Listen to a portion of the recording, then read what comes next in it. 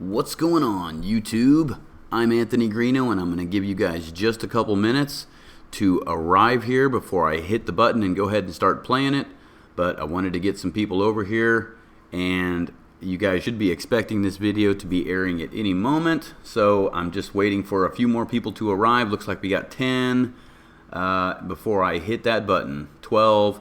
Okay, let's let it get up to 20, see if we can get up to at least 20 people, and then let's hit that button and we'll get started right away, okay? Give me just a moment. I am prepping one thing, adding a video in here, and I'll be right back, so bear with me just a moment, okay?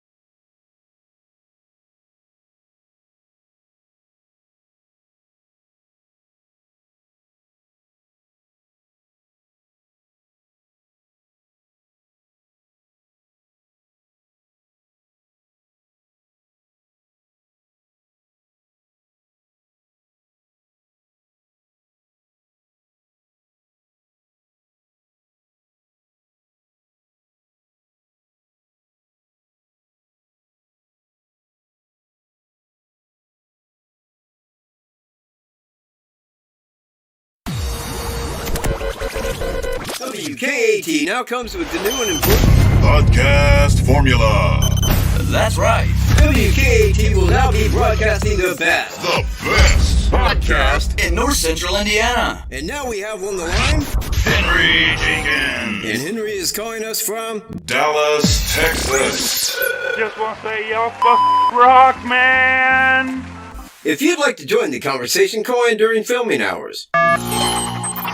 But wait, there's more. To make sure you don't miss the action, get in touch with us on other social media platforms. Twitter. Tweet. Instagram. Facebook. And YouTube. Links found in the description below. WKAT Podcast is fan-funded at PayPal. And there it is. WKAT Podcast. And now, live on YouTube, with your hosts, Michael Wkat, Anthony GREENO, WKAT.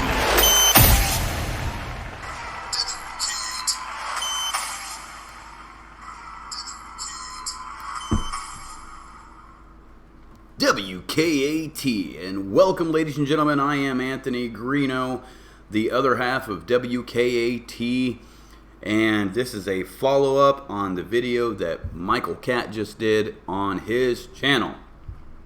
I am just following up so I can show you guys, because he doesn't have access to the OBS system, but I do, and so I want to go ahead and map out some things on here for you guys that he was talking about, such as the crime scene. I know I've done that before in several of my videos, but I am trying to do it on here so you guys can see it. And you know what? I do have some moderators in here. I do have some moderators. So yeah, imagine that. They was already here before I even made the live podcast. The trolls were already here. So how are y'all doing today? Isn't this cool? Like the setup, dude? It's cool. Yeah. So I was talking about some things, and we're gonna go over the timestamp. We're gonna go over the mapping the area, but I wanted to show you guys something first because he was talking about it, and I think it's going to be funny if I play it. You guys need to see this. This is coming up. This is something that we probably are going to go to and do again. Burlington Fall Festival. My PayPal link is right up there at the top, dude. PayPal.me/Anthony GREENO.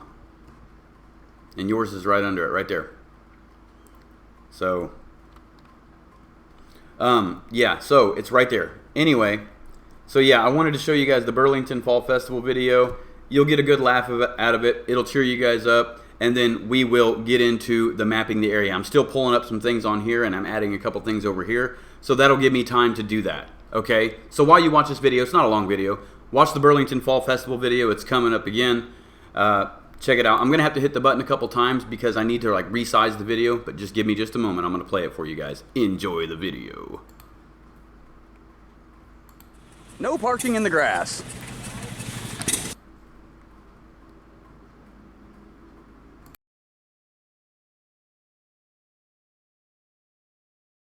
No parking in the grass. Who's parked in the grass here? Excuse me, who's parked in the fucking grass? Because I'm pretty sure that sign says, don't do that. Burlington Fall Festival. Are you the chiropractor? Yeah, I'm the chiropractor. Oh, you know what? I've seen your sign over there for ages. Oh, you I have? thought you was a lot older. Actually, I went in, Dr. Meeks is, he started the business like in the 90s, and then I just went there recently with him, like 2 years ago. Oh, I see. Okay. Yeah, man, I seen that. And I told him last time we went through there, I said, he's got to be doing well. That sign's been up for a while. So yeah, he's been there for, I think he started in 1989, so it's been 29 years now, I think, so. And I recently went with him, so. And my dad lives well, just north of Flora on 75. You know where you turn off to go to Indiana Packers? Yeah. Like right off there. Oh, okay. That's not far at all. No, well, that's what I said. I used to live right there in Florida. We're doing a little giveaway. If you want to sign up for it, you enter to win a first free visit. Okay. Because even if people really don't have any pain at all, we still like to get people like being able to function at 100%. That's what chiropractic's about. So. Yeah. You know, and how does it help? I mean, because I always assume back to back. Oh, so like you can see like the spine here, like these little nerves that run out. They're geared. So there's your spinal cord. Those little nerves that run out go all throughout your body, like your organs and everything. So we want to make sure that those are up and running at 100% so that you're able to function at 100%. So like if there's any sort of impingement upon it, then that nerve that runs, say, to like the heart or to any of your organs might not function as well. So your kidney won't regulate the blood as well, and like your like as far as your pancreas won't do very well regulating insulin and stuff. Yep. How long did you go to college to be a chiropractor? 8 years. 8 years? Yep. So it is pretty much doctor. Yeah. Yep. Yep. It's called we're called DC, so it's a doctor of chiropractic. Yep. Wow.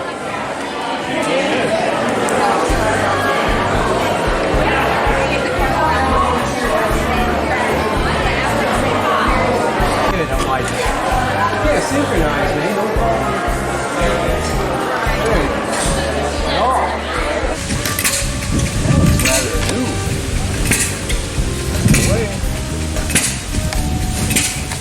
My grandpa had one that was similar to that.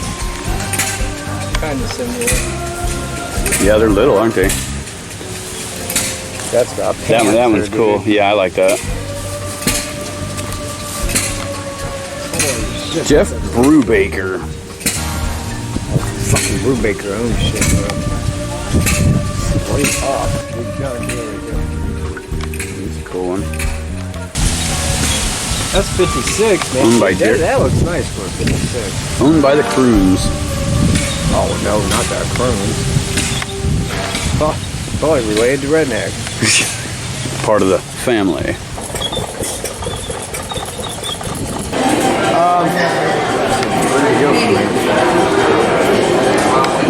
It's kind of wrong. Let me see. Like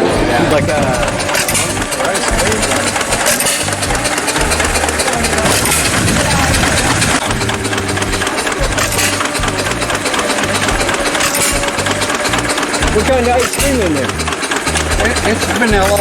We'll have different flavors that we can put on.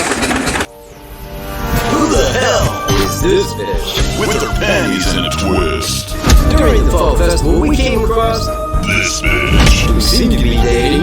This dick. Right here. Please don't record me. I won't put it in the video. Don't blur your face. Don't record me. Well, you are in a public place. What's up?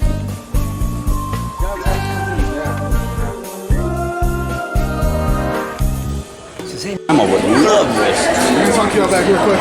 Sure, what's going on?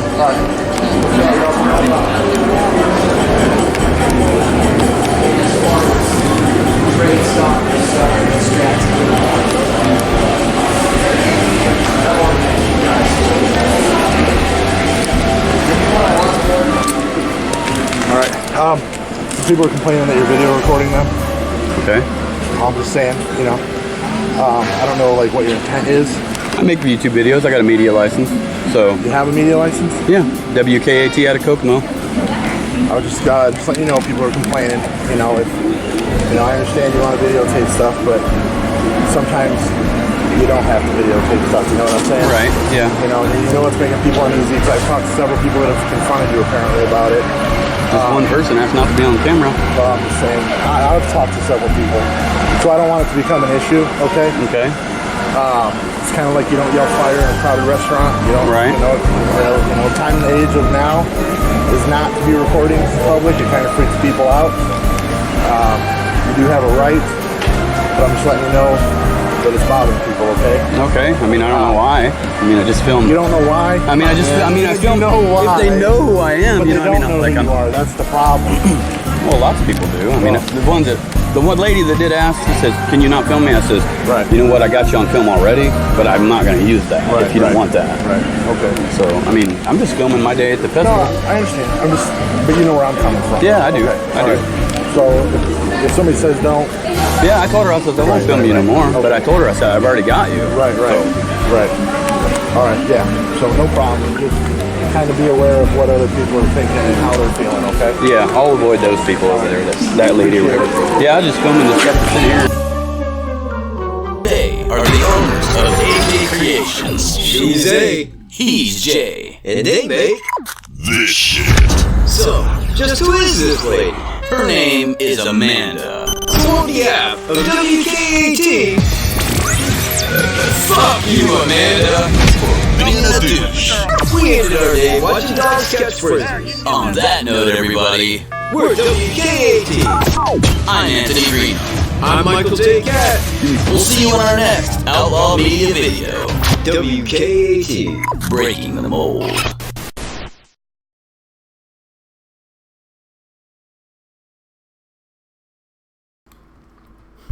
That's some funny stuff right there. WKAT at the Burlington Fall Festival. I laugh every time I watch that video. And you know what's crazy is that lady was being such a douche about that. It's like I took that and shared that to her company's Facebook page. So it is what it is. Shouldn't have been a douche about that lady. Okay. So I've got a couple videos pulled up, and we're going to discuss the timestamp video. And I'm going to show you guys on the map over here. So let me go ahead and move over to the map, and I'm going to discuss. Oh yeah, okay. So the guy, the boyfriend, who we called this dick, he was okay. So while we're in there, we're just filming our day at the festival. You know, we're just in there, we're filming stuff. I think Angela Hope was there. There was some other people that was there. And we're in there, we're filming, and all of a sudden, like, Kat goes, he goes, man, I gotta use the bathroom real quick. I'll be right back. So he goes in there, and this guy follows him into the bathroom, and he's like, hey, are you with that other guy? And he's like, well, yeah, why? He's like, well, what's he doing? And he's like, just filming the day at the festival. He's like, well, people think that you're, like, trying to copy their stuff. Like, filming their artwork and stuff so we can go take their idea, copy it, and then use it somewhere. You know, and it's like, no, we're just filming our day at the festival. We're making like a reality type show thing for our YouTube channel. And so he thought all that stuff for some reason, and then we come around the corner and we're going up there, and she's like, don't record me. Oh, don't record me at all. And I'm like, well, you're in public place. You know, so she goes and tells the cop, and the cop's like, well, there's no problem, but people don't want you to record them. And I'm like, I don't give a shit what people say, dude. You know, I don't care. You know, so what it was I looked at their sign of their business name, went and looked it up on Facebook, found them, found who they were, and put them on blast. And then shared it to their business page and Facebooks. So I thought it was pretty funny. It was pretty darn funny, everybody. So let me get over here and let me show you guys the map first. Let me go ahead and move that over there. Like that stinger that shows up right there. Real quick and easy. Isn't that cool? All right, so we're in Delphi.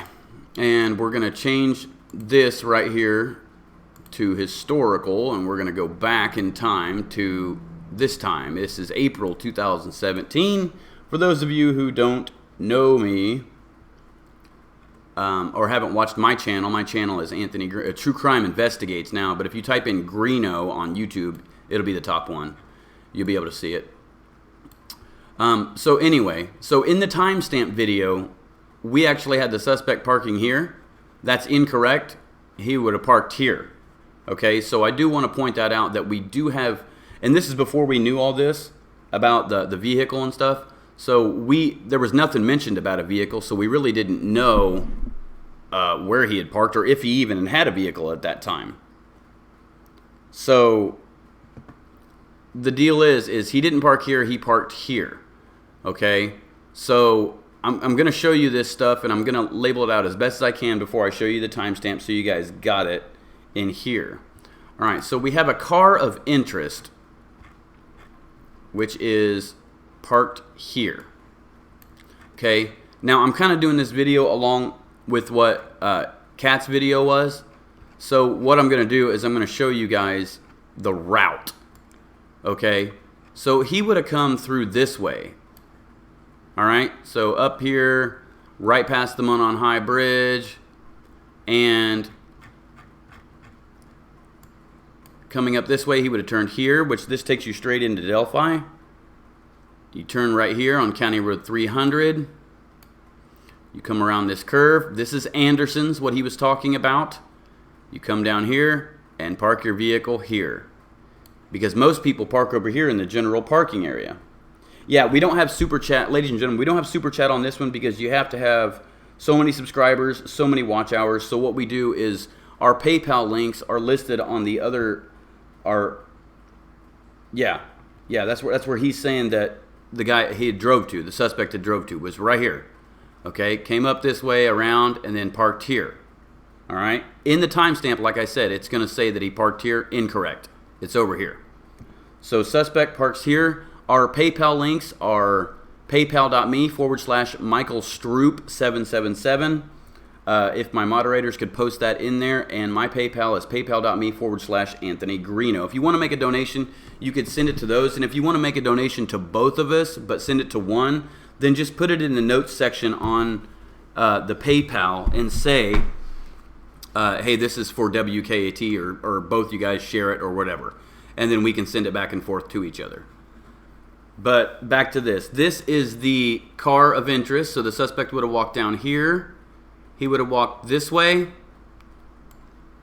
And right over here. And he would have gotten, or the girls were dropped off here. But he would have probably, he came down here. He was checking it out. You know, he was scoping the area out. Seeing who all was there because he was planning out this crime. Now, he said that he thought that he was hanging out over here on the 505 trail. This is the 505 trail. It leads down to the water. You can see the bridge clearly from here. A lot of people walk out onto this island. You can see it well. This is the 505 trail. It's along the side of this one here. Okay? Now, and yes, we are on Facebook. If you go to Facebook Mystery Baker, you can type in WKAT Media Chat.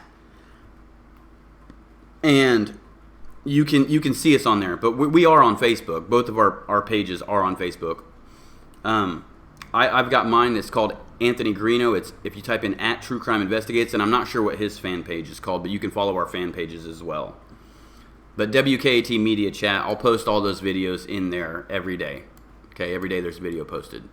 So, At approximately 1:45 p.m., the girls are dropped off right here. They make their way down this way, and they walk down the 501 trail to the bridge.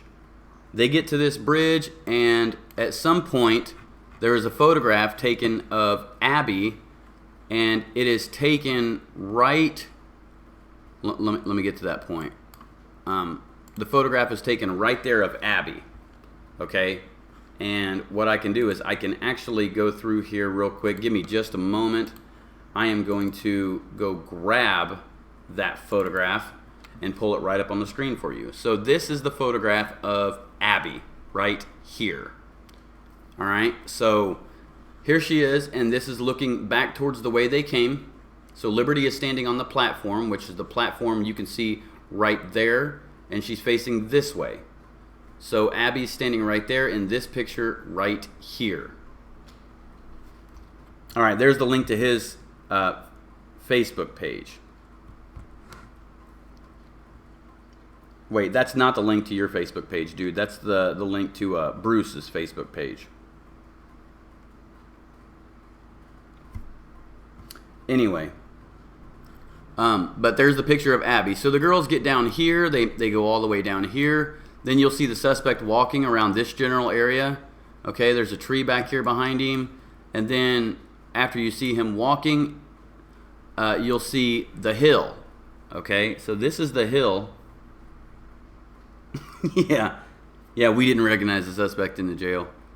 So here's the hill. So they would have went down this hill, and then they would have went over here, and this is the area that they were found. So based on that, we're going to label that area the kill zone, and we're going to say that's the area that they were found in right there. So if you continue on, the trail actually ends here. There's an orange barricade. It won't let you go any... I mean, you can't go any further. You could, but you're on private property between here and here. Okay, this is all private property. 50 foot on each side of the bridge is public. The rest of it is private. So when you look at this and you say they were found here and this is the last place that they were seen was at the end of the bridge here, then you have to really, it's not real hard, but you just put the pieces together and you could say this is the direction that they walked in. Because you go down 2 hills and you walk this way and you get right over there to there. This is the southeast side. This is the northwest side. Okay? So this is north, south. All right? So I say southeast, northwest because it's angled. All right? So when you go here, they come up and they go right there. They cross the creek right around in here, and this is the area that the bodies were found. The kill zone is right there on the other side of the creek, as you can clearly see, and we think that it's right back here in this cluster of trees because it's the most secluded area.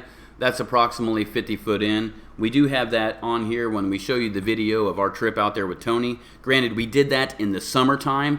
It was full of greenery. You can see not very far in that. Okay, so I do want to say that.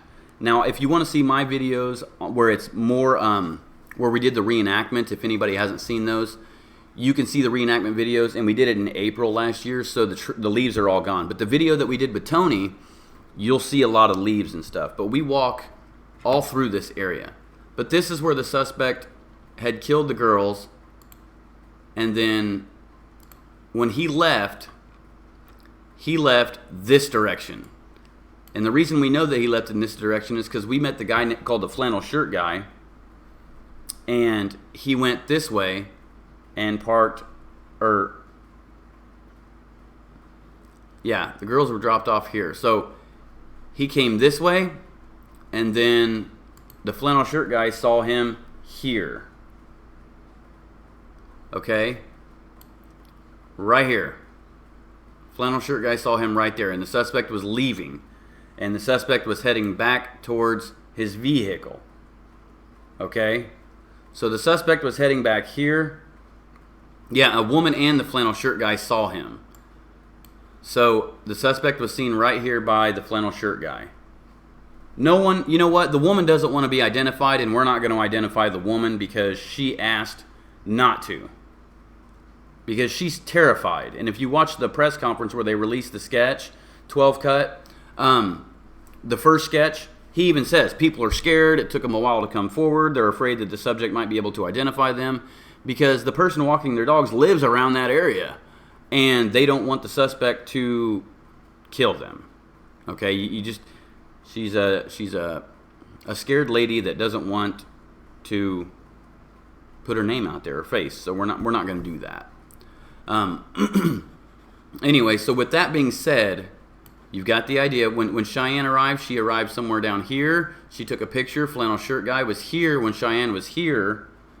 The bridge guy was walking around here. Since Cheyenne didn't see anything, the bridge guy was walking this way. He didn't come back and cross the bridge. That was too risky for someone to see him. He didn't expect to see the flannel shirt guy right there. He was coming this way and passed him pretty much by accident and just acted casual because he didn't notice anything out of ordinary with the guy. No wet pants, no blood. He was wearing the blue coat. He didn't notice anything different. Okay?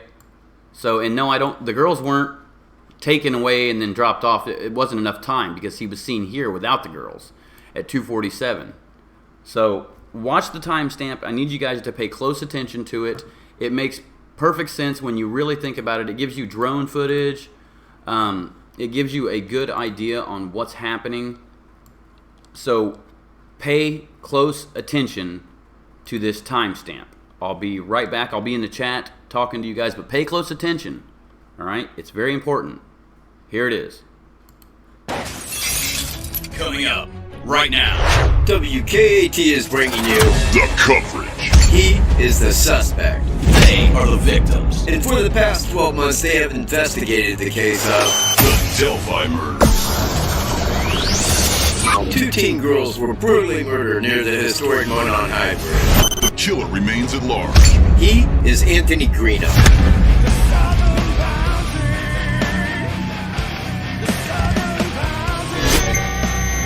And he is Michael Stroop.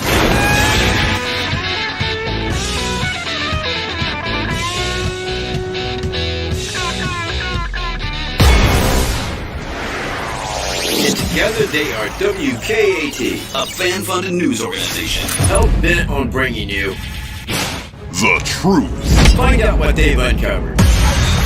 Right now on WKAT. Breaking the mold.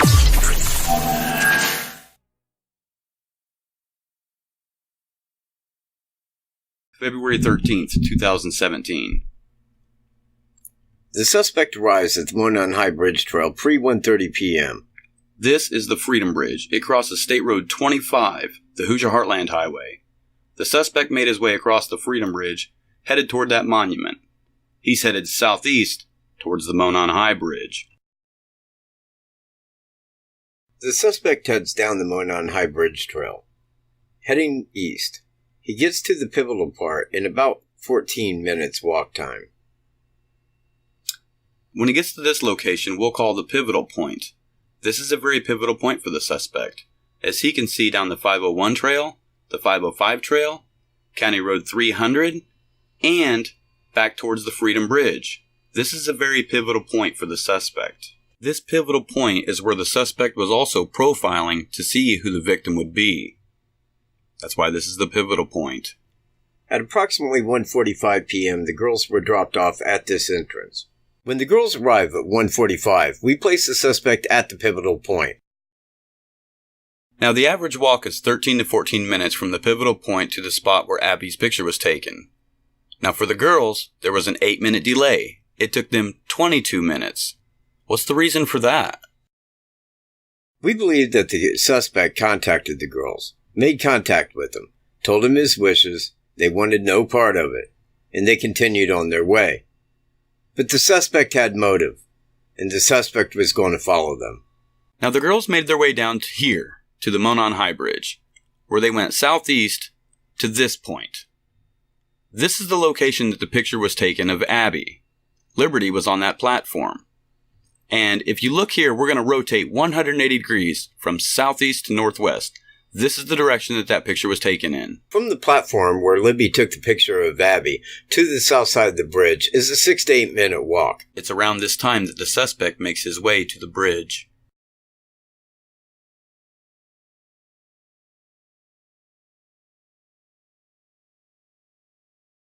At 2:07 when this picture was taken, the suspect was not seen in the background. We believe that he was at the bend right there in the trail. He was approximately 5 minutes behind them.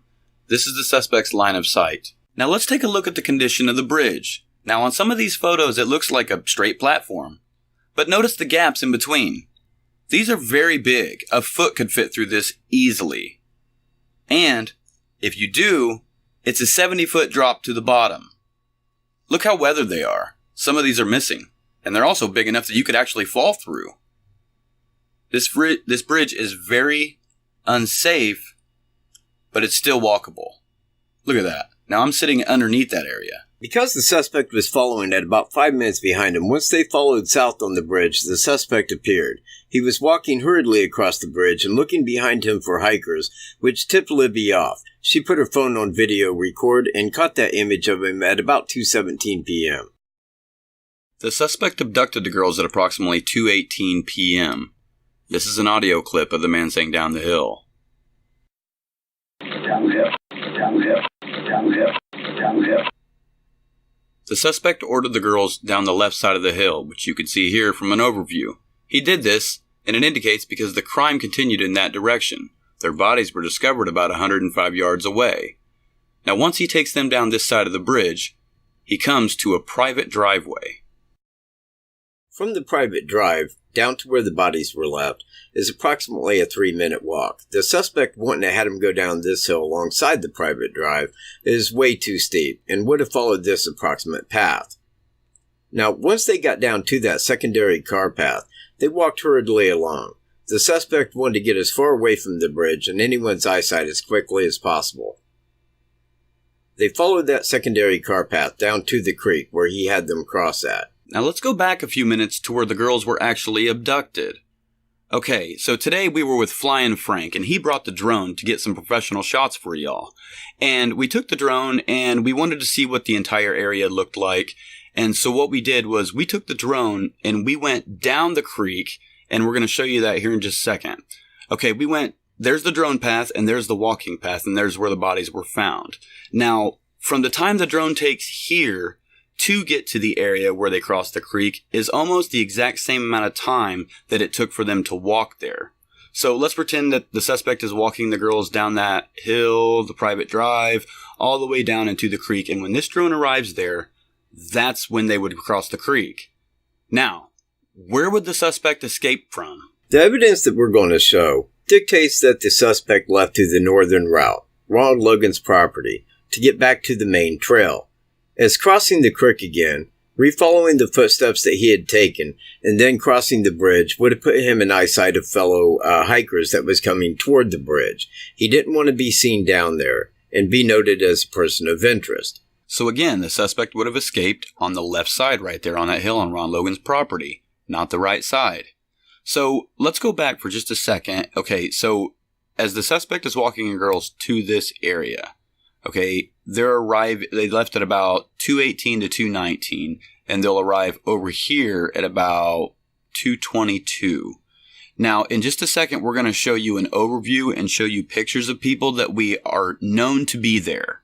Okay, we have the flannel shirted guy. We have a girl by the name of Cheyenne who took a photo on the southeast side of the bridge at approximately 2:49 p.m. and said that she didn't see anything, meaning that she didn't see the girls and she didn't see the suspect, which would put him either over in that area right there or somewhere back in those woods back behind us to the left. So the flannel shirt guy, at approximately the time that the girls are being abducted, Cheyenne is arriving at the Bison Bridge or the Freedom Bridge.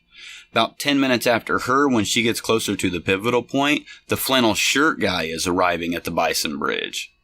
Okay, and we're going to show you that and how everyone crosses paths at a certain time and who actually saw who and who didn't see who.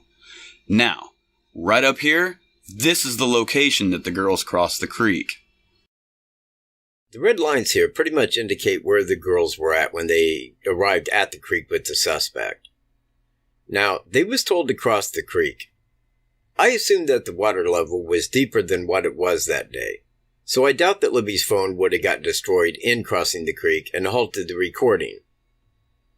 Now, right here where the girls crossed at, they was just told to cross the creek, and I think that they found the easiest route of travel, which is probably pretty much where they had went.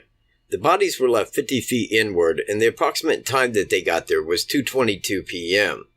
Now, the police tape indicate exactly where the bodies were found here. This right here is a close-up of the crime scene. Notice how big it is. When the girls and the suspect are in that area around 2:21 p.m., a girl by the name of Cheyenne is arriving at the Freedom Bridge. Abby, Libby, and the suspect are still down in that area, and it's a 28-minute walk to where Cheyenne takes this picture and states that she didn't see anything from the south side of the bridge. At approximately 2:35 p.m., Cheyenne approaches the pivotal point. At the same time, flannel shirt guy is arriving at Highway 25, 10 minutes walk behind her. 2:42 p.m., he arrives at the pivotal point, and Cheyenne arrives at the northwest side of the bridge. Because Cheyenne's seen nothing, we know that the suspect would have made it back to the path at approximately 2:47, but not before the time that the flannel-shirted guy would have seen him exiting. Now, this is the elapsed time of the suspect's escape route up that north side from Ron Logan's property back to the trail. He remained in that area to be hidden and unseen, and that's the area right there. This is approximately a 4 to 5 minute walk. We feel that the suspect was trying to be stealthy and unseen and not make a rustle in the leaves. And again, this places him on that trail at the time that the flannel shirt guy would have been coming back down after the pivotal point. But this is based on witnesses saying what they saw of a man there at the time, right? That is correct. Yes. Yeah, that was from an eyewitness person who saw a person that looked like this leaving that area around that time that day. So that means that flannel shirt guy is the person that saw the suspect leaving that day. Given general walking speed, and the fact that the flannel-shirted guy had talked to Derek at 3:15 coming from the bridge, we can assume that since he said that he only seen a couple at the bridge, which we can guesstimate would be Cheyenne and her friend, that he did see the man exiting en route to the bridge. At 3:02 p.m., the suspect is leaving the scene that day. At 3:14, 12 minutes later, Derek is arriving on County Road 300. At 3:15, Derek is talking to the flannel shirt guy, and the flannel shirt guy is explaining everything that he had saw. Cheyenne is somewhere on the bridge at that time. For the evidence that we have given, we place the flannel shirt guy as an eyewitness that seen the suspect leaving that day. The sketch was derived off several eyewitnesses who saw the suspect that day. One who saw him leaving. That would be the flannel shirt guy. Now, in Kim Riley's slip-up at the press release sketch, he stated that there was another witness, a she. She must have been a person before the girls arrived that day, not Cheyenne.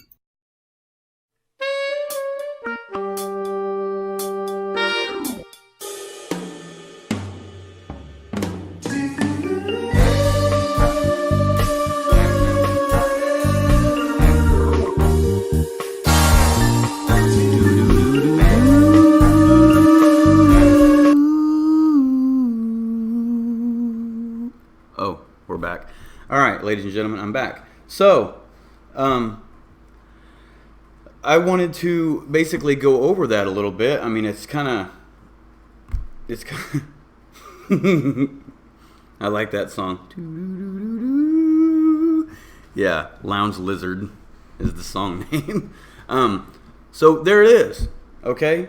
So Derek gets there. He sees the flannel shirt guy. They're not answering on the phone. He's like, "Hey, did you see two girls that looked like this?" And flannel shirt guy says, "No, but I did see a couple on the bridge."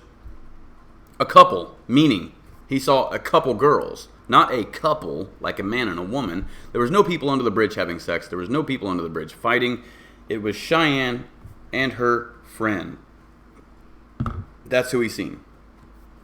And he passed the bridge guy. He didn't think anything of it right there to tell Derek, "Yeah, I passed this guy in a blue coat too," because he wasn't asking about that. And there was no reason to suspect the suspect at that time because nobody knew that there had been a murder. They were just looking for the girls.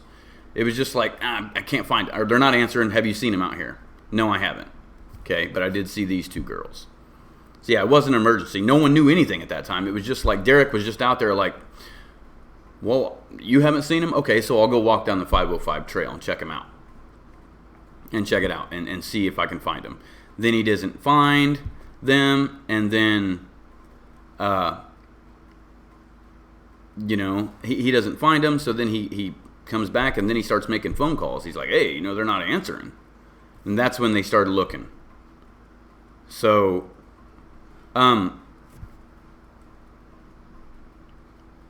dude, okay. With that thing about the flannel shirt guy, it's in my computer, and it's so hard for me to find that thing. I lose it every time I go to it. The flannel shirt guy. I've got the video in here, and I've played it before on some of the other videos on my channel. All right? But, dude, it's so hard. If you look at my computer screen, it's thousands and thousands of files of just Delphi stuff that we've recorded over the last 3 years almost. Literally. That's all my computer's filled with is Delphi, Delphi, Delphi. It's insane. So, yes. So that picture that you guys had seen, you know what? Hold on. Let me look real quick. I'll see if I can pull it up. I know I got it right here somewhere. While you guys are talking right there, I'm going to look. I know I've got it right here somewhere. I've got a picture of him, and that is a video. I'm not going to play it all, but I do have a piece of it right here. It was recorded in like pieces because I was trying to like not let him know I was recording him. Here's that day.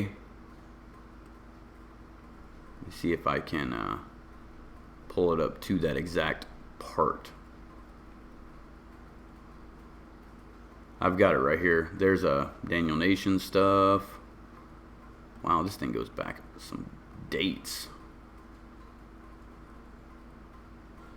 Okay, let me check one more file, and if I don't find it there, then I'm just going to have to stop looking for it. So let me pull up one more thing. It's in one of these things. I know it is.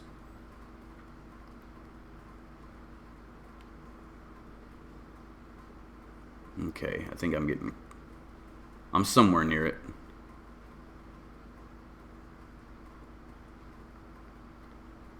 Where's the flannel shirt guy? Okay. No idea. Must have lost it somewhere in this mix because it's in here. I just don't know exactly where it's at, ladies and gentlemen. So forget the flannel shirt guy. We'll do him another time whenever I can find him. Okay? We're just gonna have to just go with that some other time. All right, ladies and gentlemen. Sorry, can't find it. All right. So another thing that we wanted to show you guys, and I wanted to show you guys something else too, the possibilities unfolded where you can kind of get a visual on the suspect. I had an actor go out there and do some stuff, and it kind of shows you what the possibilities were. But what it is the flannel shirt guy didn't notice anything out of the ordinary with the suspect. Okay? But what we're getting ready to show you now is WKAT takes a trip with Tony. All right? And this trip was taken with Tony. This is a longer video. So sit back and relax on this video. Okay? Because it's a nice, good, long video for you guys. It's a good one. It explores the Delphi murders crime scene. And it shows you a good area on where we are at. And then after that, I'll go and I'll play the possibilities unfolded wherever, like where you can actually see someone in motion doing what the suspect did. And I edited it to the parking area where the suspect had parked. And I walked down there. I had my phone that day. I didn't have my camera. I walked with my phone to the area that the suspect was where he parked, and he walked, okay, up to the Freedom Bridge, and then I started doing that. So we're going to play a couple videos here, so be prepared to sit back and relax for the next hour and watch some stuff, okay? So pay attention to these videos, guys. Now, I'm going to have to hit the button a couple times because I got to stretch the video out. Just bear with me. I'll be back and forth real quick. Watch this video. This is WKAT explores the Delphi murders crime scene with Tony. And no, Tony's not the bridge guy. As much as he may look like the dude or whatever, he's not the dude. Tony was the first caller on WKAT's podcast. The first caller ever. And he was the first person to reach out and talk to us on a podcast. So here it is, ladies and gentlemen. I'm going to go over there and grab that for you right now. Give me just a second.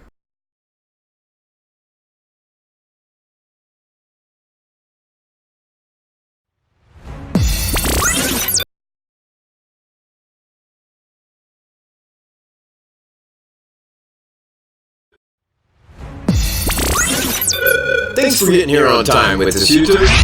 I'm Anthony Greeno. And I'm Michael Wkat. And together we are WKAT And today we are live in Delphi at the Monon High Bridge with our friend Tony. We went to the trail, Across the bridge, down the hill, and even went to the kill zone. Find out what happens next On WKAT, your inside source for uncovering the truth and breaking the mold.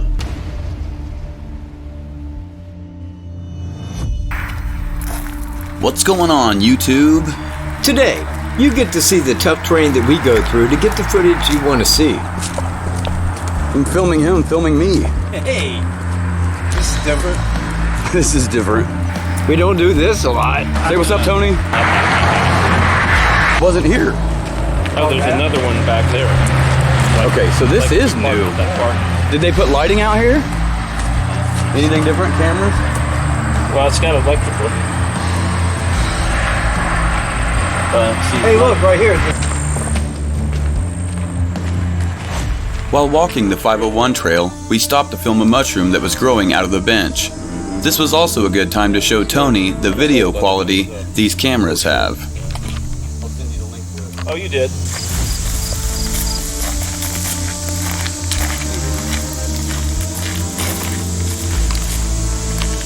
So justice is served. Help him up, justice seekers.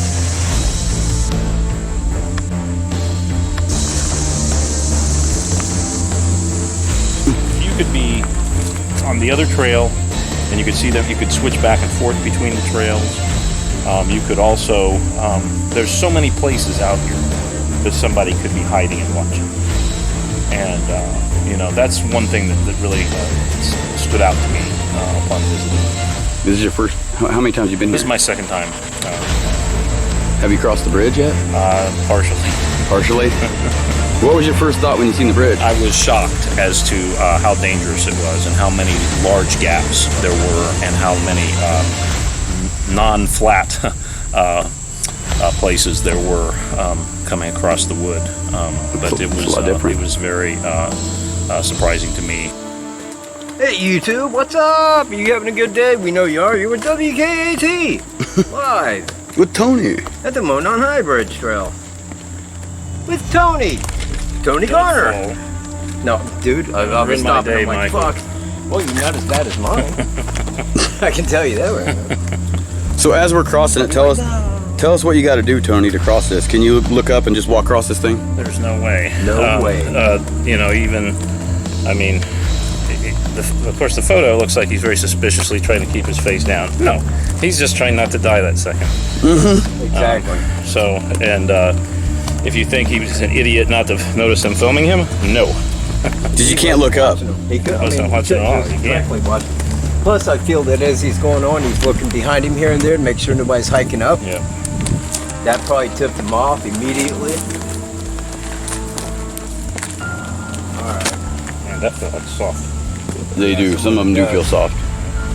This is going to be Fork Tree here, right? Right here? Or is it up more? I think it's right up here. Fork Tree. It's right past the platform, isn't it? Yeah, it looks like past the platform, but it's actually quite a distance. It looks closer than what it is. There it is. Right there. That's Fork Tree. This is Fork Tree right here.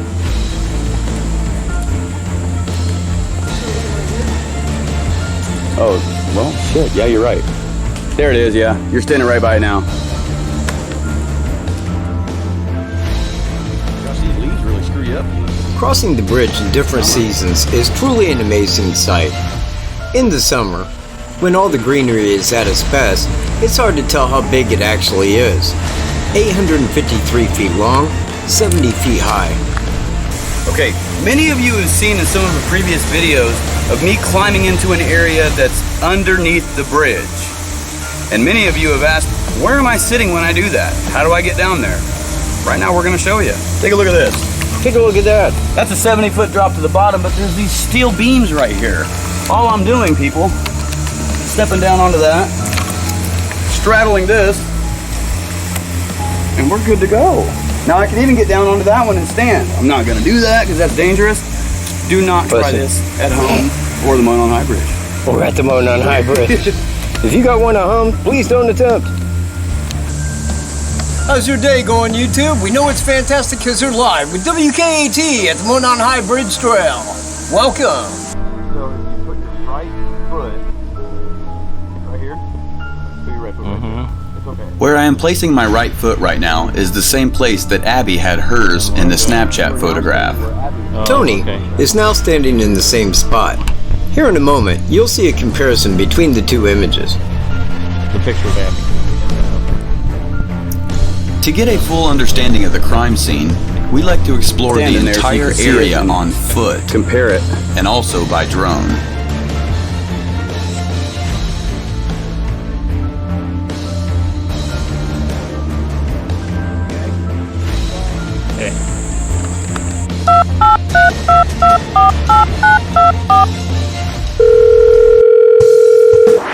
Hello, you're live with WKAT!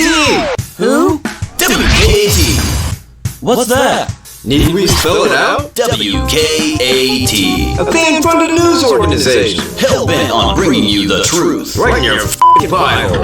Your outlaw media. Unfiltered. Uncut. And above reproach. Now that's what I'm talking about. Yeah, what he said. But wait, there's more. WKAT is North Central Indiana's YouTube leader. So like, share, and subscribe.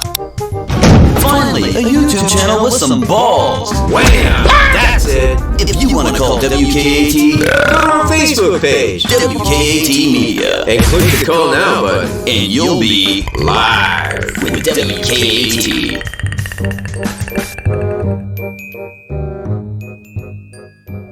But right here, down the side of this, right beside the bridge, is most probably where he had said down the hill. Because you have to go down here, right down this hill, to reach the driveway, to get to a secondary path on the walkway. Now notice you can hear the rustling of leaves and rocks under my feet as I move through this area. You can also hear that in the audio played here. That means that the suspect would have been in this general location when telling the girls, down the hill. And that's the hill.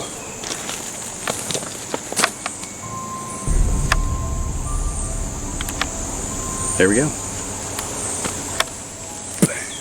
Plan. So the other thing is like, so thinks that, like, in that picture of BG, that he's like me to you. From it's not possible. He would have sold a phone. Yeah. He would have sold a phone. He would, yeah. And it would have been a big picture. So. We took Tony down the hill so he could get a better understanding of the abduction point. Notice how rough the terrain is from this location to the area where the bodies were found. And then we'll have to circle back. We tried our best to determine the walking path used in the crime. Once down the hill, there are options for the routes traveled. However, it's the path of least resistance that poses minimal danger to the suspect is likely the path taken. Again, making this person very familiar with the area, and he had probably been there multiple times prior. You're gonna slide a minute. Just hold on to everything. You know what? He went the hard way. Yeah. Yeah. He went the hard way. Let me show you which way to. To find the criminal who did this, we feel you must put yourself in the suspect's shoes for a time. He was probably thinking on how to get the furthest away from eyesight of any other hikers. However, the location he chose to take them indicate that he is very familiar with the entire landscape and is most likely a local citizen in or around Delphi.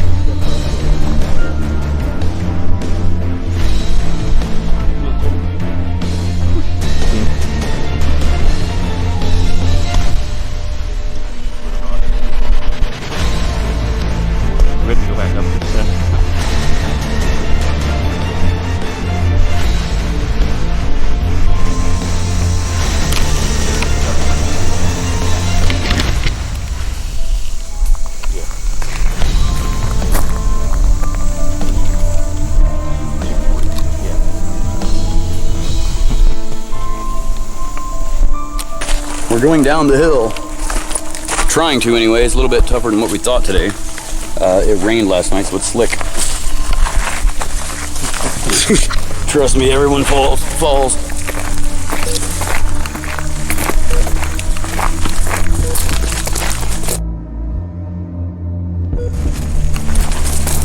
And there he is.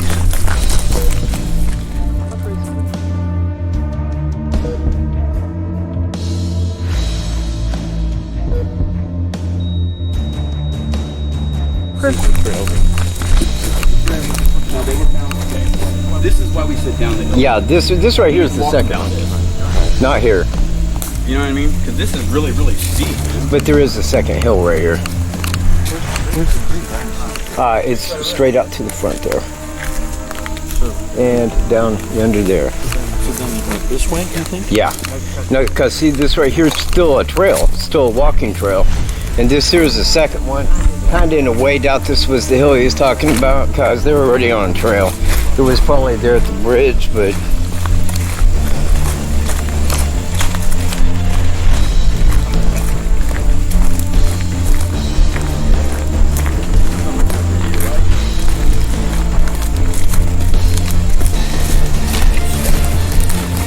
Got that on video. Okay, and this right here is the second car path, which leads right down here to the creek, and right on the other side is where they was found. So it makes sense that he brought him right down here to this and that way. They may have, but they could have ran. Is that where the body was? On the other side of the creek, right down there where it hits the water. When we go to that, we're gonna go. No, I don't want to. Pretty cool bridge, isn't it?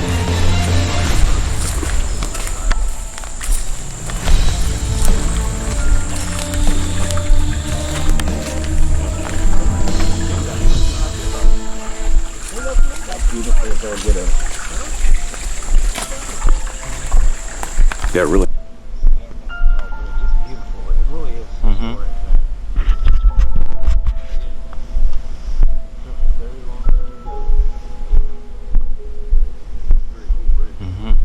We're on that right now. This is a walking path. Now this is the second hill that they would have had to go down to reach the second car path. Seen here. So as we're coming down this second hill, as Michael said, we come to this car path.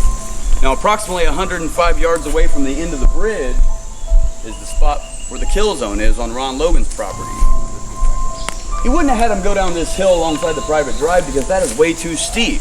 That is very difficult to get down. You would fall the whole time. It would be very unlikely for someone to want to risk danger upon themselves while doing a crime like this. So we think, considering the walking path, like he said, they come down and they head straight over there to the creek, which is about a football field away from here, and right to the other side of the creek where the bodies were found. That's the owner. Okay. Then he's not homeless. I don't think That's he's my high tech. I don't think anybody that would do that's very high tech. I don't know. I can't rule that out. I can't rule it out, but I'm just saying, like, you know, upstairs, man, I mean, like, if you're looking at somebody to go do that, it's normally somebody a little genetic, just like John Miller. In the same way, mental problems, this and that.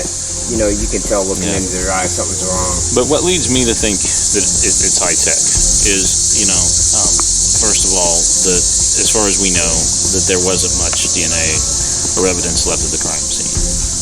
Or in my mind, you know, Parabon would have, you know, had moved this up to the front of the pack, and we'd be, you know, drinking champagne and watching this on TV. Wouldn't be down here. You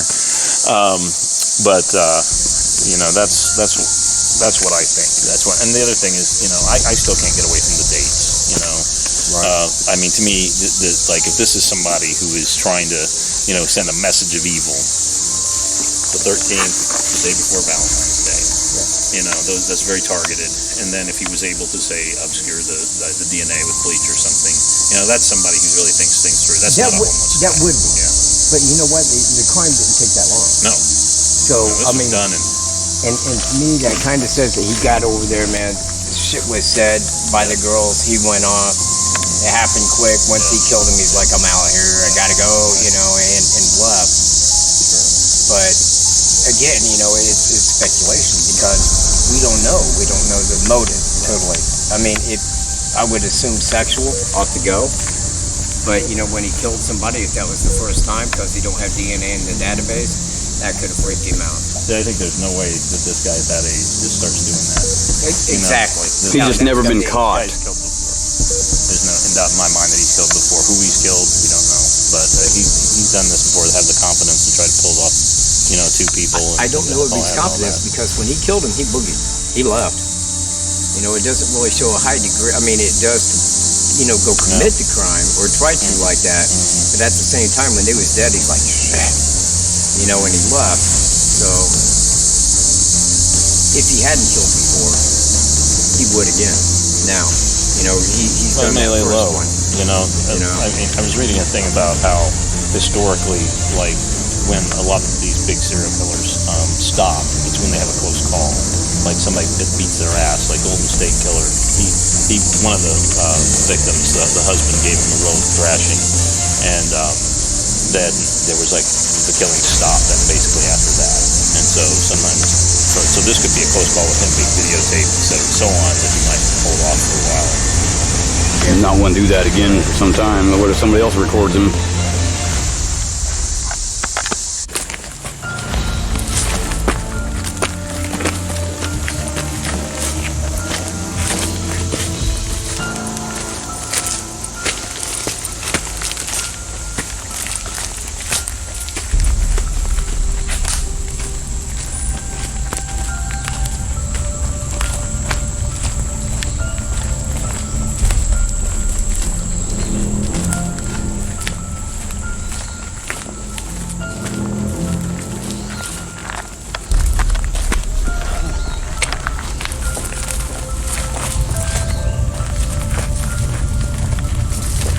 During the walk to the kill zone, we encountered several spider webs and very rough, steep terrain. You know, you could and see somebody walk through.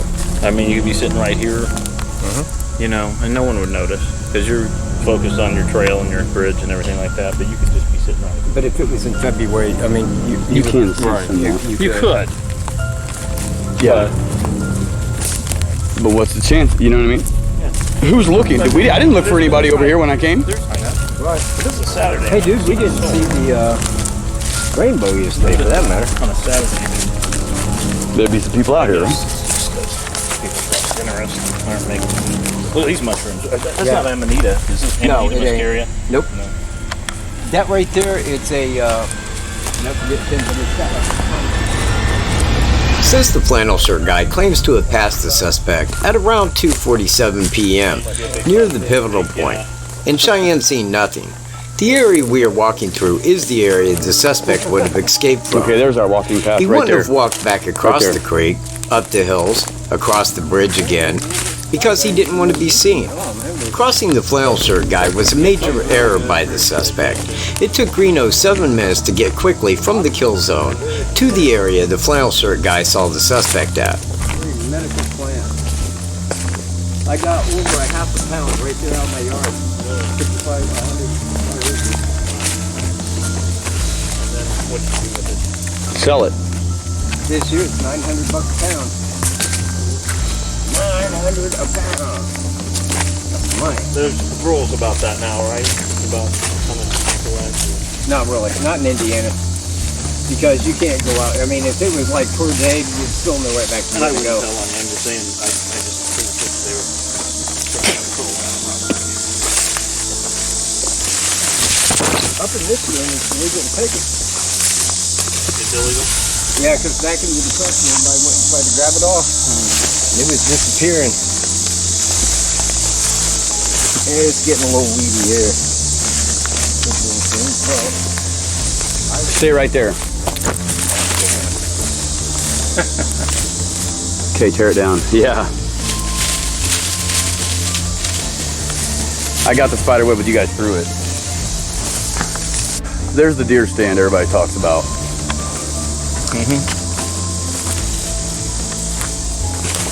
Which is too far. Now, when we came out here, you could see them. Yeah, and you hear them perfectly. Yeah, with the camera. Dude, I got a spider hanging off my hat right here. No. I don't see one. I don't see a spider. Okay. He was hanging for a second. Nope, hold on. You about walked through another one. I did walk through another one. This one right here. Yeah. Mm-hmm. That was... Got it.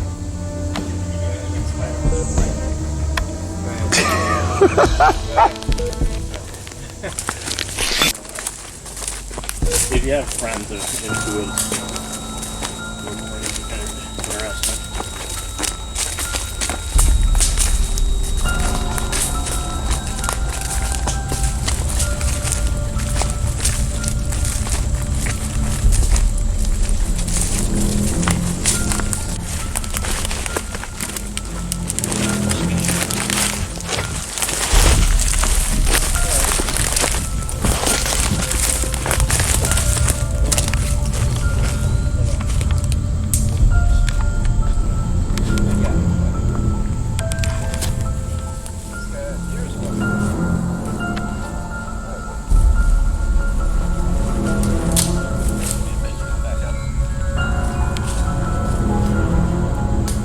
Web's out your way. Oh, you know what? Go down there. Yeah, people use this whip, don't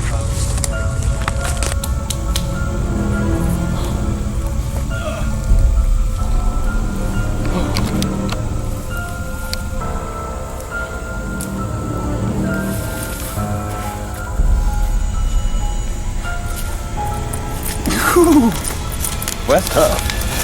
Brutal. Ron Logan is pinned right here. Most assuredly, he stood here and watched people try to get on his property, which is right there, by the way. Right up that path. You can probably see the trail cam from here.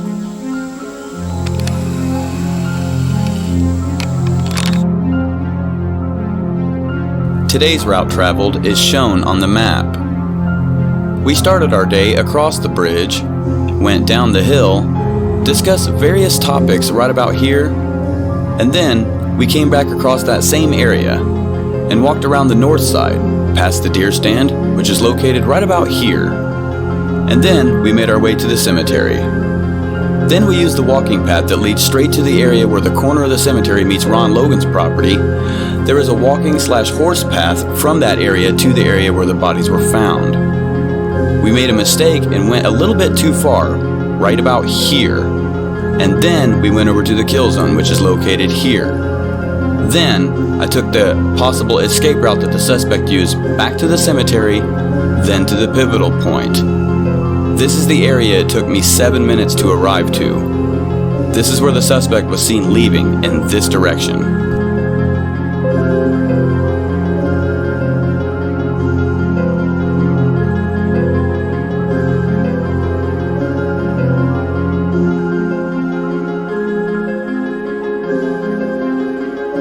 The suspect could have parked in the general parking area, but there was no mention of a vehicle.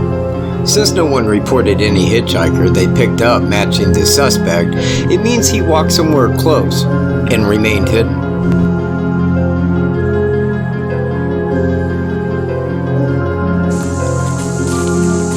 And have your camera on, dude, because this is the only time we can record this. Want to put yours on?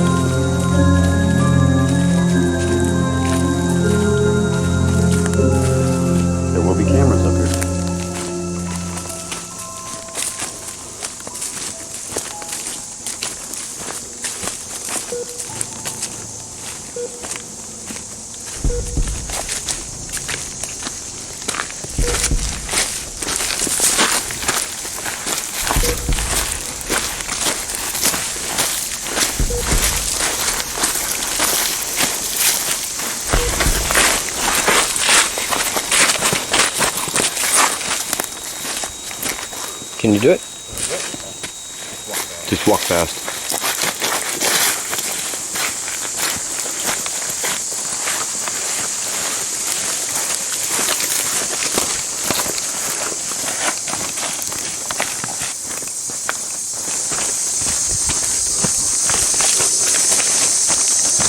Straight down.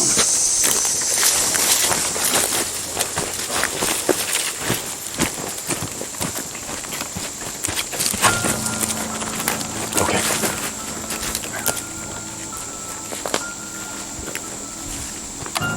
I can hardly see a trail cam. Look at my camera. Right there is a trail cam. See that yellow thing on that tree down there? No, I can't. Oh, yeah. Okay. That's where the bodies were found. Let's go down there. But there are no trail cams, so just letting you know. Okay. If I'm arrested, I didn't know. You told me, you said, hey, dude, follow me. As soon as we get done here, we're going to head straight this way and go up out of his property so we can get out quicker. With you. Ooh, be careful, son. Did you fall?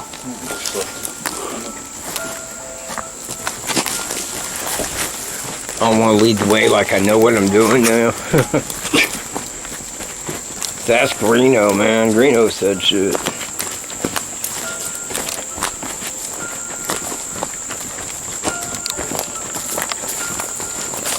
Keep your head tucked. Because there's going to be like 8 cameras. Little milky, watery right here, just so y'all know. Slippery. Try to go around that to the left, if you can, Tony.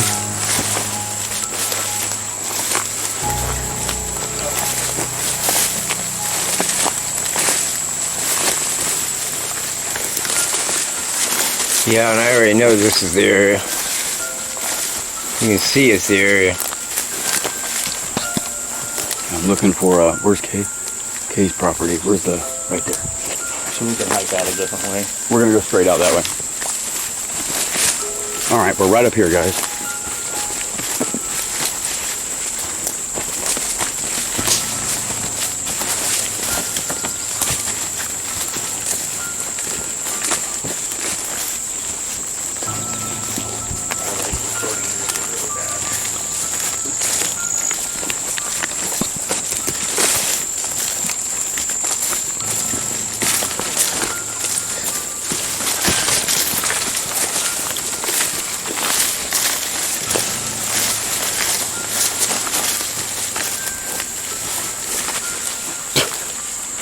You can tell this.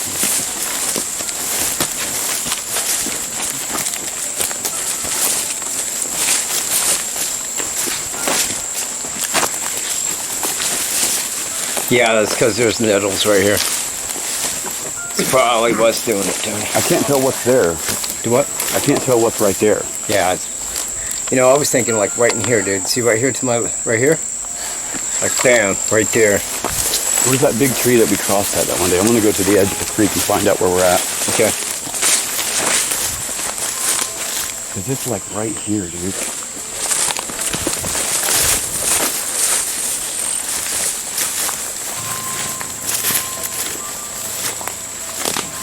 Okay, where are we? You know, dude, right there. Isn't that where that goes in? And where? Over here. Yeah, it is. This is where we had the girls cross right here?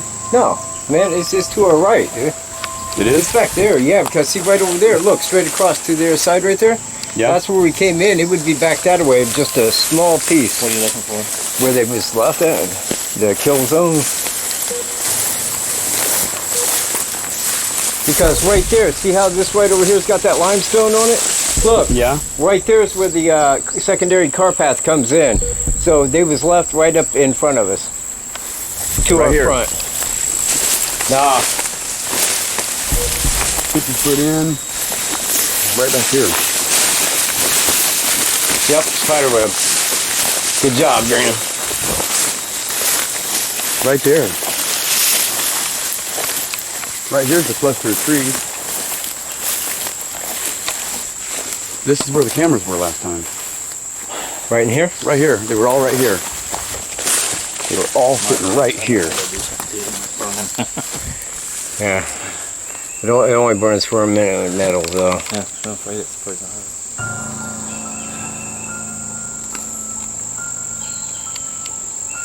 I'm going down this way just a piece, dude. See if you see anything different.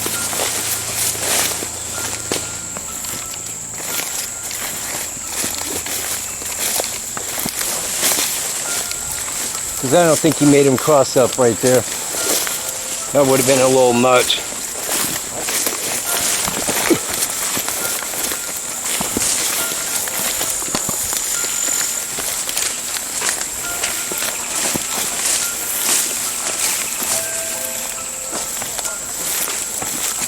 Well, a lot of birds sit here. Yeah, and you know There's what? a path I'm right trying to here. head back up that way because this right here is going to get real nettly, real bad.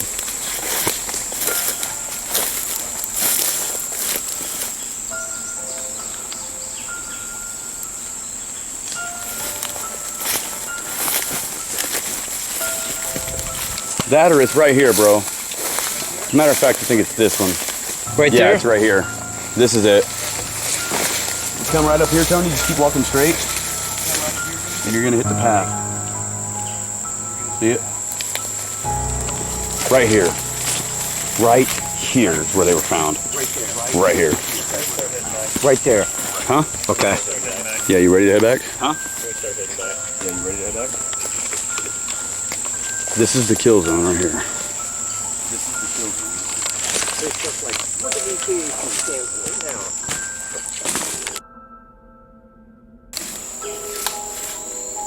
Approximately where I stand right here is where the bodies were found on February 14th, 2017. It's been over a year and a half. Why no arrest? This is on a private property owned by Ronald Logan. And right here is a walking trail. And right there is the creek. And right there is where they crossed. Here we go. I'm going to run back to, I'm going to the pivotal point. Just walk fast. Not running though, okay? Don't forget my stuff. I won't. Ready? All right, I'm going to the pivotal point. See y'all there. Careful, it's milky right here.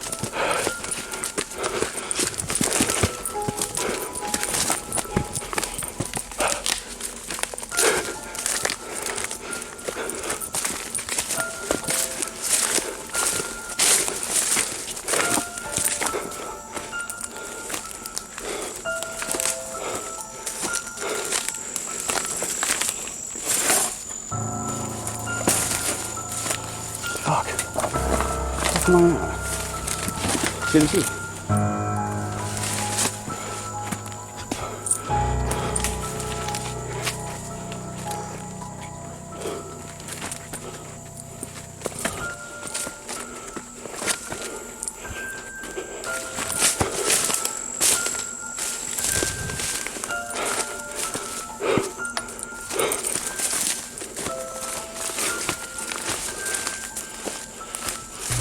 Regardless, whether he left through the cemetery, or back to the trail, or by another means, the man would have been exhausted after killing 2 girls and hurrying out through all of that rough, steep terrain.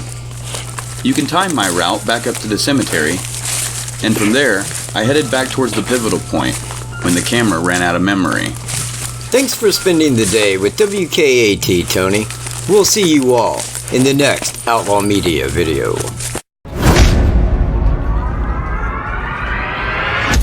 Do you want news? Or real news?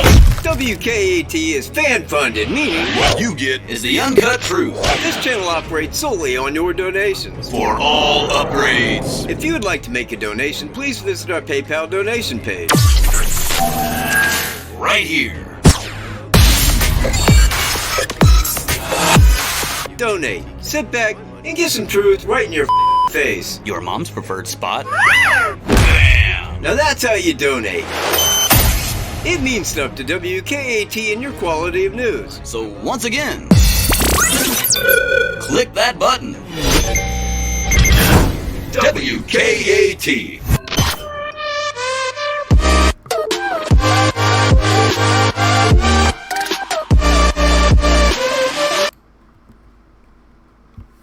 That is an interesting video, isn't it? So that was our trip to the Monon High Bridge, Delphi Murders crime scene, down to the kill zone with Tony. And as you can see, I'm sorry, I'm pulling up the footage on my phone so I can see what you guys are doing on there. It's very rough, very steep terrain to get through that area. It's very difficult to get through that area unless you know what you're doing. Okay? So, yeah, it's very difficult. What, 34 likes? No, we need more than that, people. How many people's here? 48? Come on, hit that button.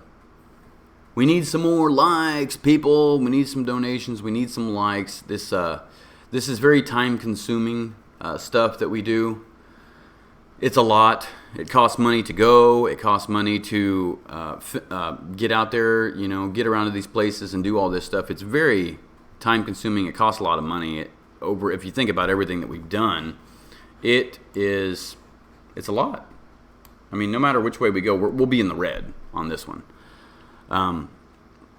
But we do appreciate donations. So if you guys can make a PayPal donation, please do on there. Yeah, the editing, it takes hours. That video right there took me over a week to edit. And I'm talking about day in, day out, all day long. I was there at the computer. You can ask him.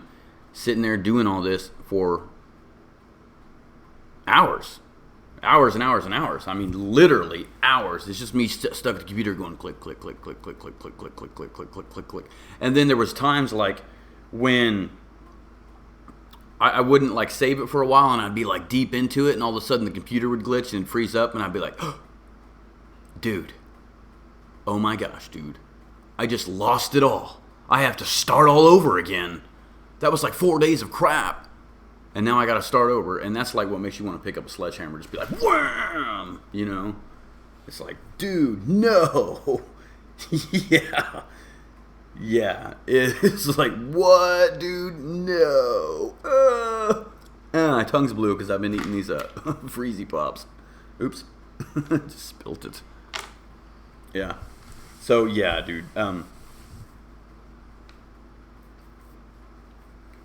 Let's see. Is this okay? So this isn't our new channel, actually, Lillian. This is our older channel.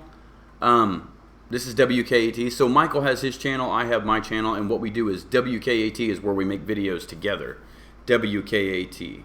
Michael and I, we've been best friends for what, 15 to 20 years, somewhere in there, and it's just we like doing this. And since we're local, we can't help but do it because we want answers too.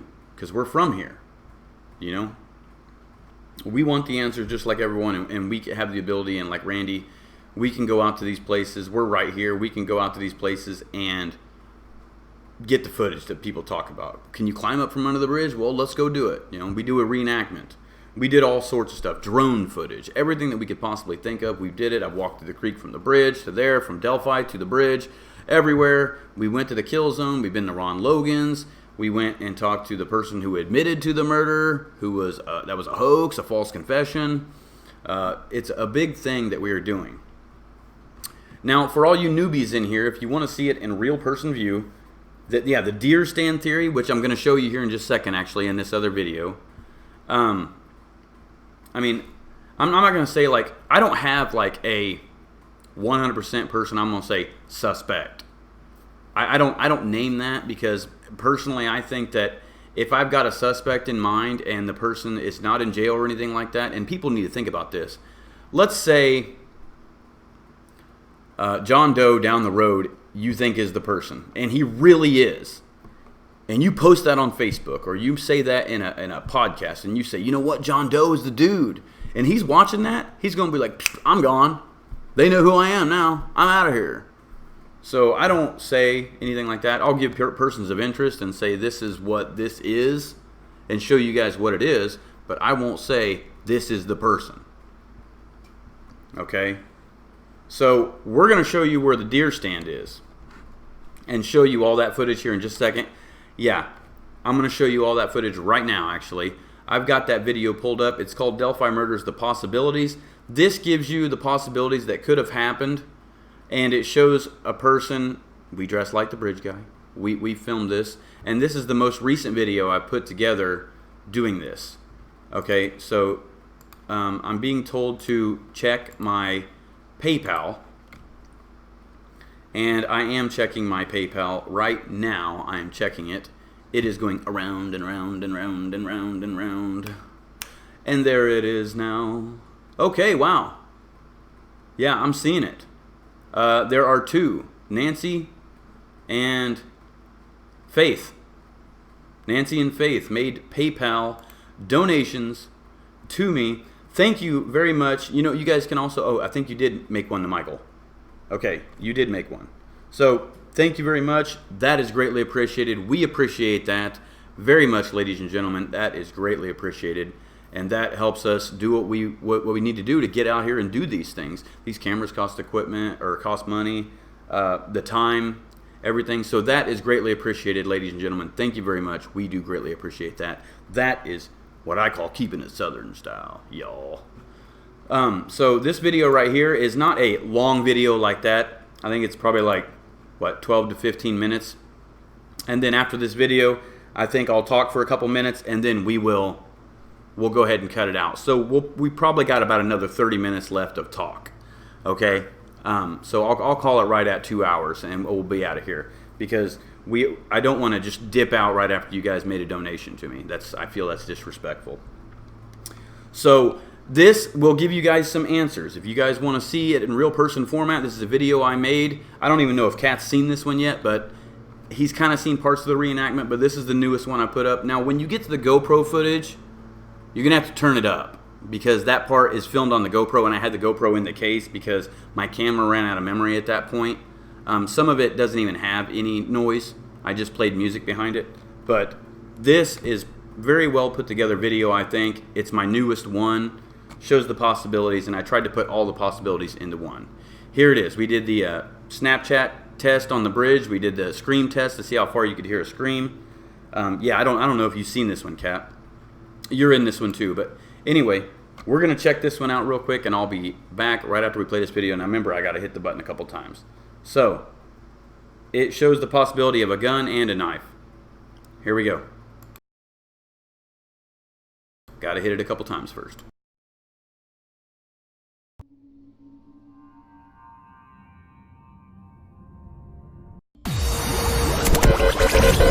What's going on, YouTube, Facebook, or wherever the heck you're watching from? Like, share, and subscribe to North Central Indiana's best YouTube channel around.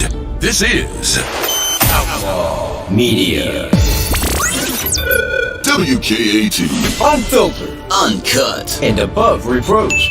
He is Michael J. Katt. He is Anthony GREENO. And they're back on YouTube. So go there. But don't just go there. Subscribe. WKAT. Uncovering the truth and breaking the mold.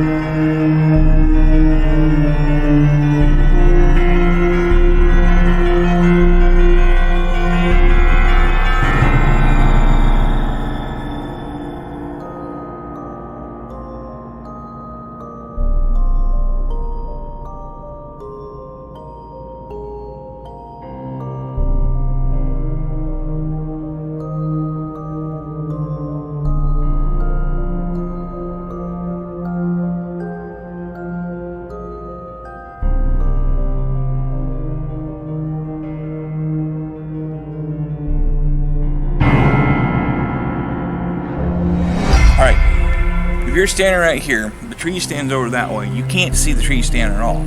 So if somebody gets on that tree stand and there are people on this bridge, nobody knows you're back there at all on that tree stand. But we could see them. Yeah, you can see the killer would saw them on the bridge. Okay.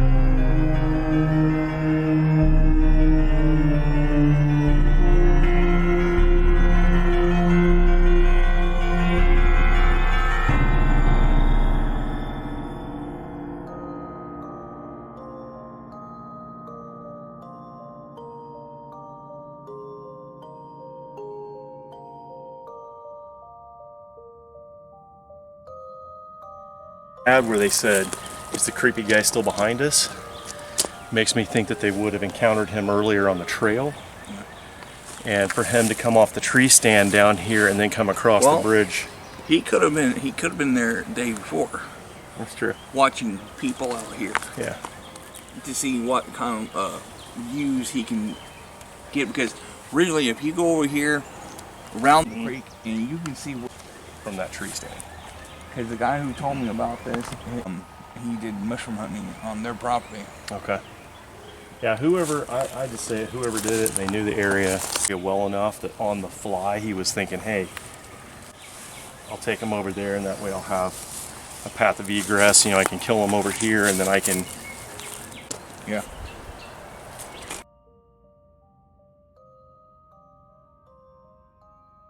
Go ahead and tell us what you're doing. I'm going to take a picture of Abby to see if the picture will upload right away. To Snapchat. To Snapchat.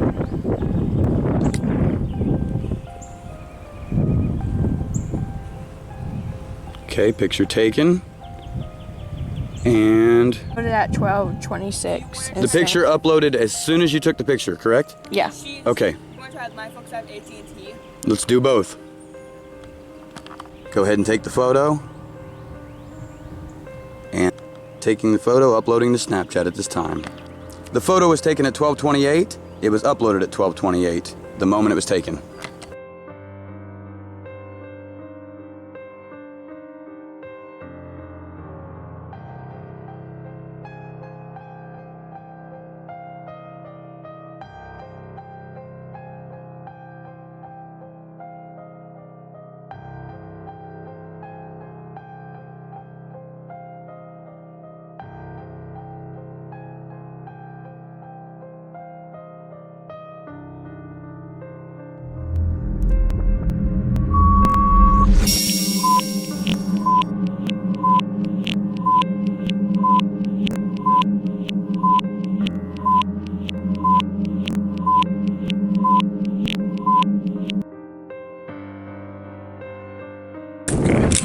Show you guys that it's cleared. There's no bullets in it. There's no a magazine. And then, yeah. See, I think what he did was I think he had his knife in here left-handed while so he could pull his gun out and get them under control and then take them to wherever he was going to take them to do what he did. So he used this to control them.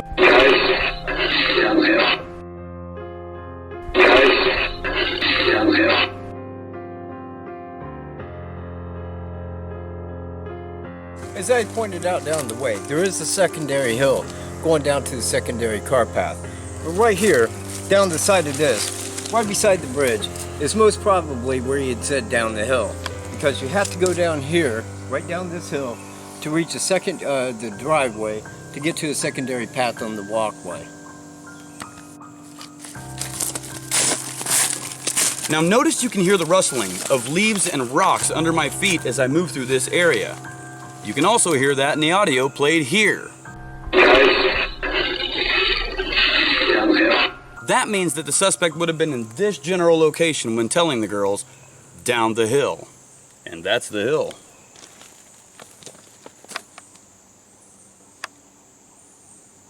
This is a walking path. Now this is the second hill that they would have had to go down to reach the second car path, seen here. So as we're coming down this second hill, as Michael said, we come to this car path. Now approximately 105 yards away from the end of the bridge is the spot where the kill zone is on Ron Logan's property. He wouldn't have had him go down this hill alongside the private drive because that is way too steep. That is very difficult to get down.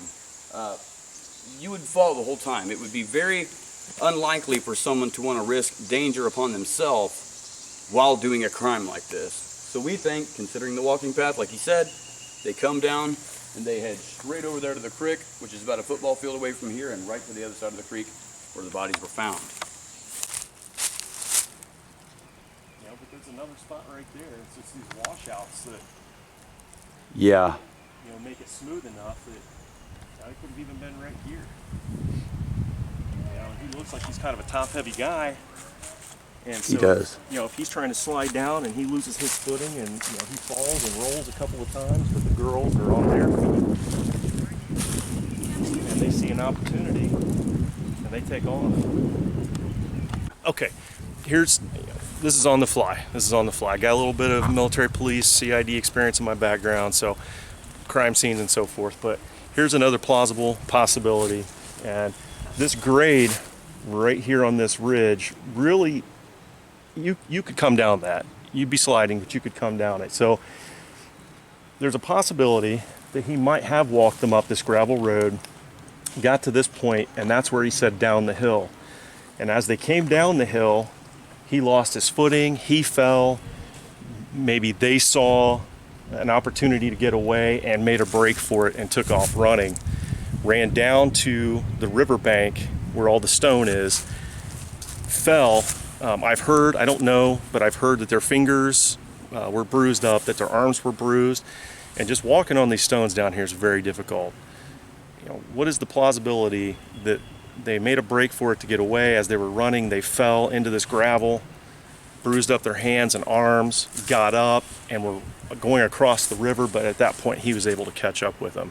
And the possibility that maybe he brought them, he was planning on whether he was going to sexually assault them or kill them, whatever, he was planning on doing it here. And they made a break for it, and so he had to alter his plan, and that's why they ended up on the other side of the river. So. Okay, so I'll tell you what I think. I think if you look up at the bridge, I think they did come down the hill, and it's path of least resistance. So you're not, if you come up this driveway, first thing is you want to get out of line of sight. Once you get down here where we are, look around. I mean, we are, show how high the bank is, Anthony. We're down below the line of sight here.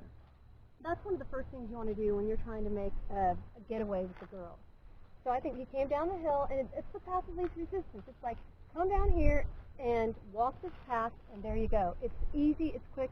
If you came here, you're risking, even if you have a gun or if you have a knife, there's a possibility you can't even control yourself, let alone the girls. Even if the girls were down the hill, you might fall. You might, you know, with your gun or with your knife or whatever it is. This doesn't make any sense to me at all. Plus, you're risking that somebody, you're taking the path where somebody has the opportunity to see you. So I don't know how far the house is from back here. It's right there. Okay. Yeah. And maybe that's why. Maybe they were walking up here and saw the house and was like, oh shit, and then it's like downhill. But regardless of where they went down the hill, it doesn't really matter. We know they went down the hill. Mm-hmm. Well, and we're pretty sure that they were grabbed there. Oh, sure. Absolutely. I have been told that there's a time, I don't know anything for sure, you know, it's all gossip rumor, but I'll say, let's say if they came here in 6 minutes from the time they grabbed the girls. I'm thinking maybe he grabbed Abby and told Libby to come with him, and they came down. You could quickly get over across the creek pretty, within minutes, 6 or 7 minutes. So you're really chancing it going like this. I do think I kind of get a feeling though that they might have seen an opportunity and tried to get away. I don't think the one would leave the other. That's the unfortunate thing. Mike even said the same thing. Tell. Frank, we're doing a scream test. Scream again, Julie. Is Randy ready for the scream test? He needs to record it. Put a video recorder on. Let us know when you're ready.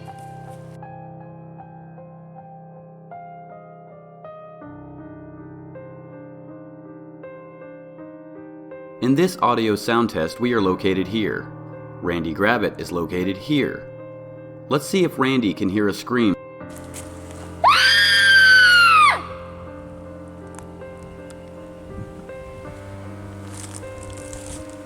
One more time. 1, 2,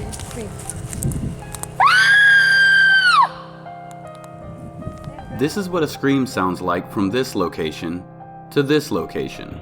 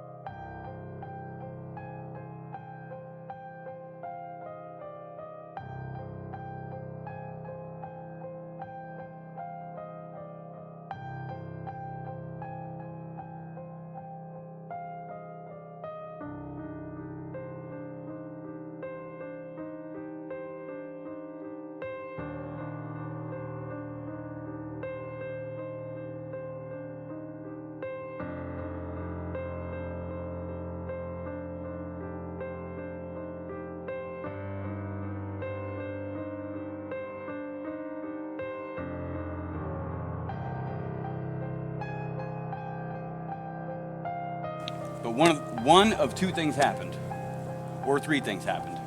Number one, he ordered them across that creek.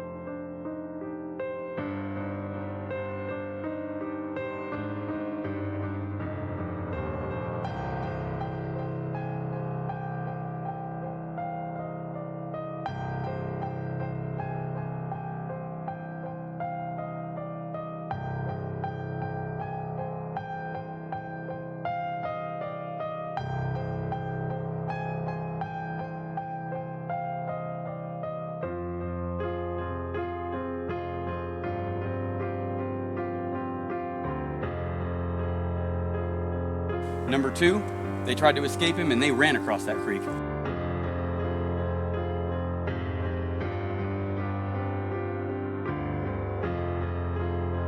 Or number 3, he killed them on this side of the creek and took them over there. That's the only 3 things that could happen.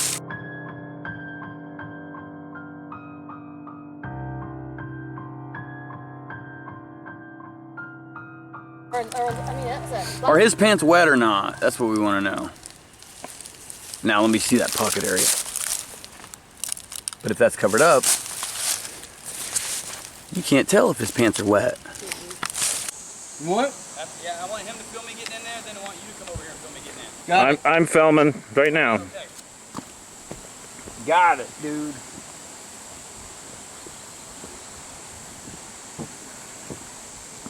It went out of focus. Oh, did it? Yeah, hold on. There he is. Got it? Yep.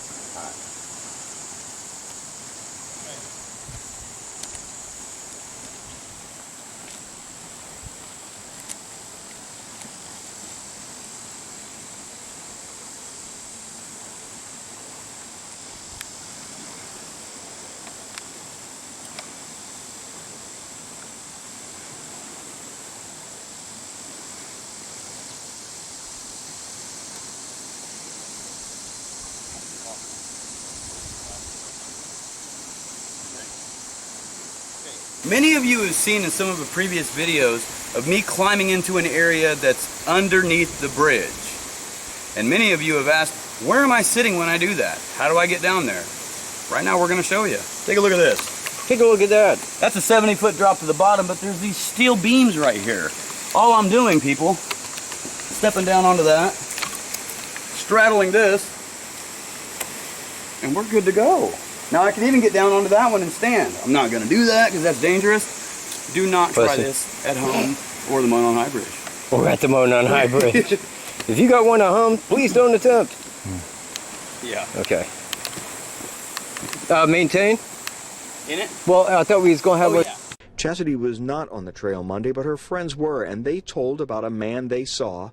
Yeah, they said that they had said hi and he just like brushed them off and kept going. Did they think he was strange, out of place, or? They said he was, but then again, it could just be a rumor. They described him dressed in black. This story hits home with every parent, every family, every 13, 14-year-old kid in America. Everyone wants this case solved. We all want justice for these girls and their family. The people of Delphi need the Lord to fight for us in this time, this trying time. We just have not had a situation come up like this where the pain is so deep and the loss is so great. There is definitely a heartfelt need for answers. But everybody's, I think, still a little bit scared. You know, it doesn't happen here. It's not easy, and a lot of people are putting a lot of work into this, and we're hoping that the tip's there, and we're going to find it. Seen this picture? I've seen it. You've seen this picture of the suspect? Yeah, many times. Have you seen the suspect in the blue coat? Yeah. And you've seen the new sketch? Yeah, of course. Have you seen the new sketch they released? Yeah. You seen the new sketch they released? I have. Do you think that that's an appropriate sketch looking at this picture? Fairly, yeah. No, hell no. Honestly, can't say. Could you draw that sketch based on that picture? Honestly, no, I'm not an artist. Do you think anyone could draw that sketch based on that picture? An artist? Yeah. You know. I don't believe that from this picture to what we have seen now, that they could have pieced that together. Pieced that together from this. Now, do you think Ron Logan did anything? I think he might have. A 77-year-old, really? Serious? Do you know who Ron Logan is? I do not. So no, Ron didn't have anything to do with it. No, not really. Do you think law enforcement's doing everything they can to solve this case, or could they be doing more? Not 100% sure. They could be doing more. There's just stuff they're not telling us. And we're asking every single person that we come across to today to repeat the words down the hill. Would you say down the hill for me? Down the hill? Down the hill? Down the hill. I do believe they may have altered this image for the public. This is a day and age of technology. Phones have HD recording, phones have high audio, and we have been told that Abby and Libby, one of them, recorded footage. Basically, my thoughts on the case are, this is my hometown. And for something like that to happen here, that's such a beautiful place. I mean, look at that. It's unbelievable that it happened here. And it's not just Delphi, it's any small town or any place. I mean, it never really hit me that hard until I realized, like, this is where I'm from. And we don't even know who did this, because I was positive when that picture came out of him that I was going to know who he was, me being a local. And it drives me crazy because I can't solve the case. And it really eats at me every day. It hurts me that I can't do it, no matter how hard I try. There's just not enough evidence for me to dig into. If I handled this case, it would be solved because I'd be pushing for it. You know what I'd do if I was in charge of this case? Hire CC Moore, and she'd have this case solved. She solved the Golden State Killer. She solved the April Tinsley murder. And these cases are 30, 40, 50 years old. Why won't they just listen to me? You know? I agree. Do you think law enforcement has been nothing but cooperative with you? Or what's your outtake on that? You know what? At first, law enforcement was very resistant to me doing what I do because I'm not regulated by the FCC. I don't have rules to follow. I can say what I want, and that's my First Amendment right. But I think that the sheriff has come around, and I did say some things about him in the past, you know, that he wasn't competent enough to handle this investigation. I just don't think Carroll County has the experience to solve a case like this. They're not used to that, like he said. But, I mean, I can go in there, I can talk to the sheriff, he'll give an interview, he'll debunk things with me. We talk a lot, we email a lot. So I think that they're coming around because they know that my heart is in this. And I really seek justice just like them. And if I had the ability to do some of the things that they were doing, this case would be closed. But it just really, I struggle with this because you guys asked me earlier if I thought that this was his first crime or first kill. Now, Kim Riley at the press conference said that it's almost like this guy had never committed a crime before. You know, it's just one of those situations where we got a case that you know, this person's never apparently committed a crime before. We have, you know.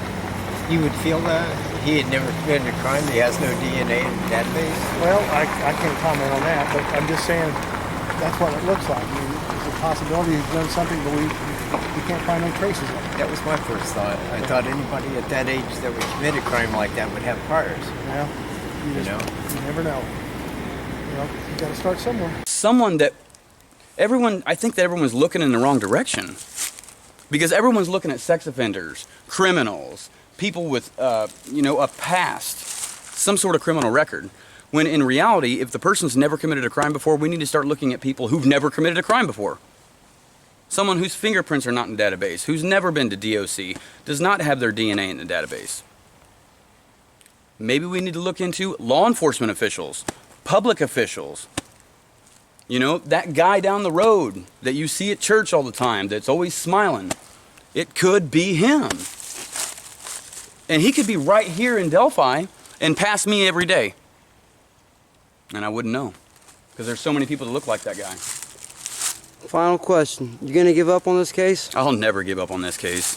There's no way. You know, at times I've really gotten really depressed over it because when you come out here and you look at all this and you start thinking about what they went through, walking through that water, that broke my heart, man. That broke my heart because to know that asshole took them through that cold of water and as cold as I was as a grown man, that son of a bitch needs to pay. And I've thought about quitting. I took a break for a while because I just got too emotionally involved with it. But you know what? Someone has to solve this crime, and I'm dedicated to do it. And I will do it. And if I can't do it, I will at least assist in the capture of this man.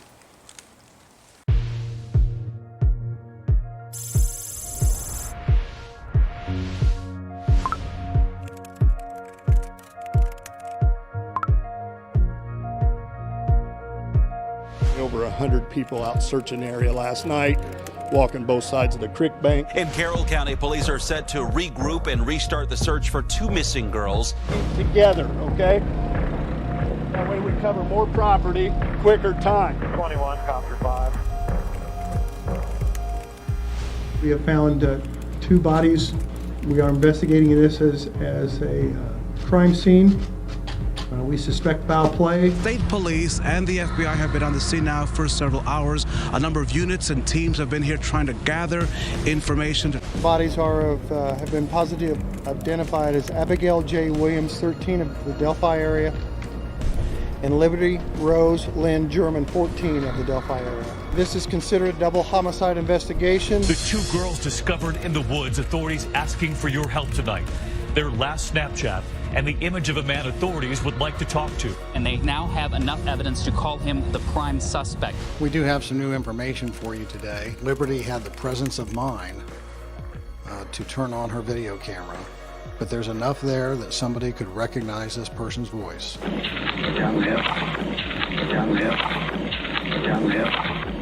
And if you're watching, we'll find you. There have been more than 11,000 tips come in to our command center. Somebody knows something. Somebody has to know this person, recognize that voice. It's not easy, and a lot of people are putting a lot of work into this, and we're hoping that the tip's there, and we're going to find it.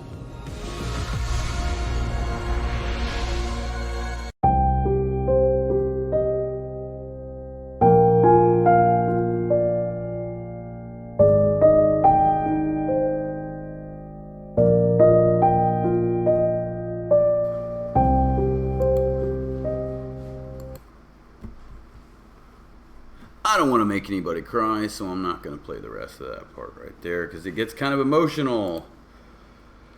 Okay, ladies and gentlemen, I am back. Sorry, so I left this pop in the freezer all night long. Mistake. And I took it out earlier and I stuck it in the fridge thinking it'd be okay, and I saw the pop in there and I went to open it up just a minute ago and boom! All freaking over. I mean, all over me. Everywhere. So, yeah, I had to clean that up. So, like, I would have stopped the video sooner, but it was all freaking over me. Okay, so what I'm going to do is I'm going to play the podcast sweep while I get Kat on the phone. Let me go grab my phone. I'll be right back just a second.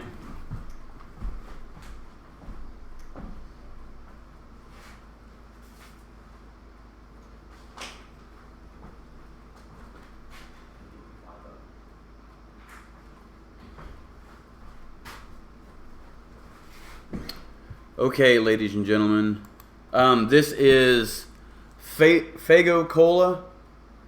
It's like the generic pop or whatever. I like the cheap pop. I like it. I guess I can't really complain about it. Okay, so I'm gonna play the podcast sweep while I get Kat on the phone. So he'll be on the phone when I come back from.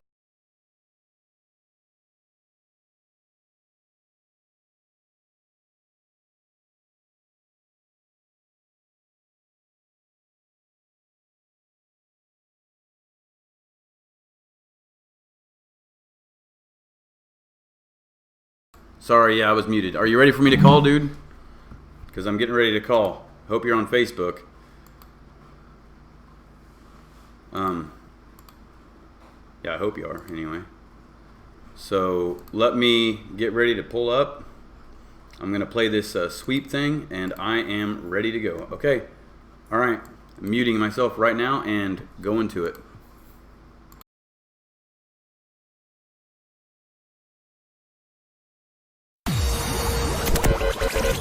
WKAT now comes with the new and improved podcast formula. That's right. WKAT will now be broadcasting the best podcast in North Central Indiana. And now we have on the line Henry Jenkins. And Henry is calling us from Dallas, Texas. Just want to say y'all rock, man. If you'd like to join the conversation, call in during filming hours. But wait, there's more. To make sure you don't miss the action, get in touch with us on other social media platforms. Twitter. Tweet. Instagram. Facebook. And YouTube. Links found in the description below. WKAT Podcast is fan-funded at PayPal. And there it is. WKAT Podcast. And now, live on YouTube, with your hosts, Michael J. Kat, Anthony GREENO, WKAT.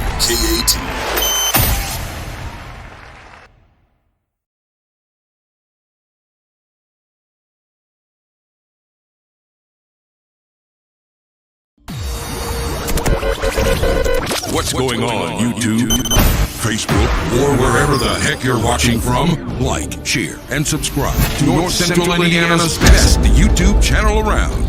This is Outlaw Media. WKAT.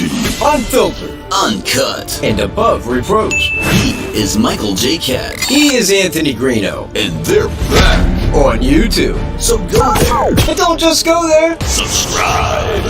WKAT. Uncovering the truth and breaking the mold.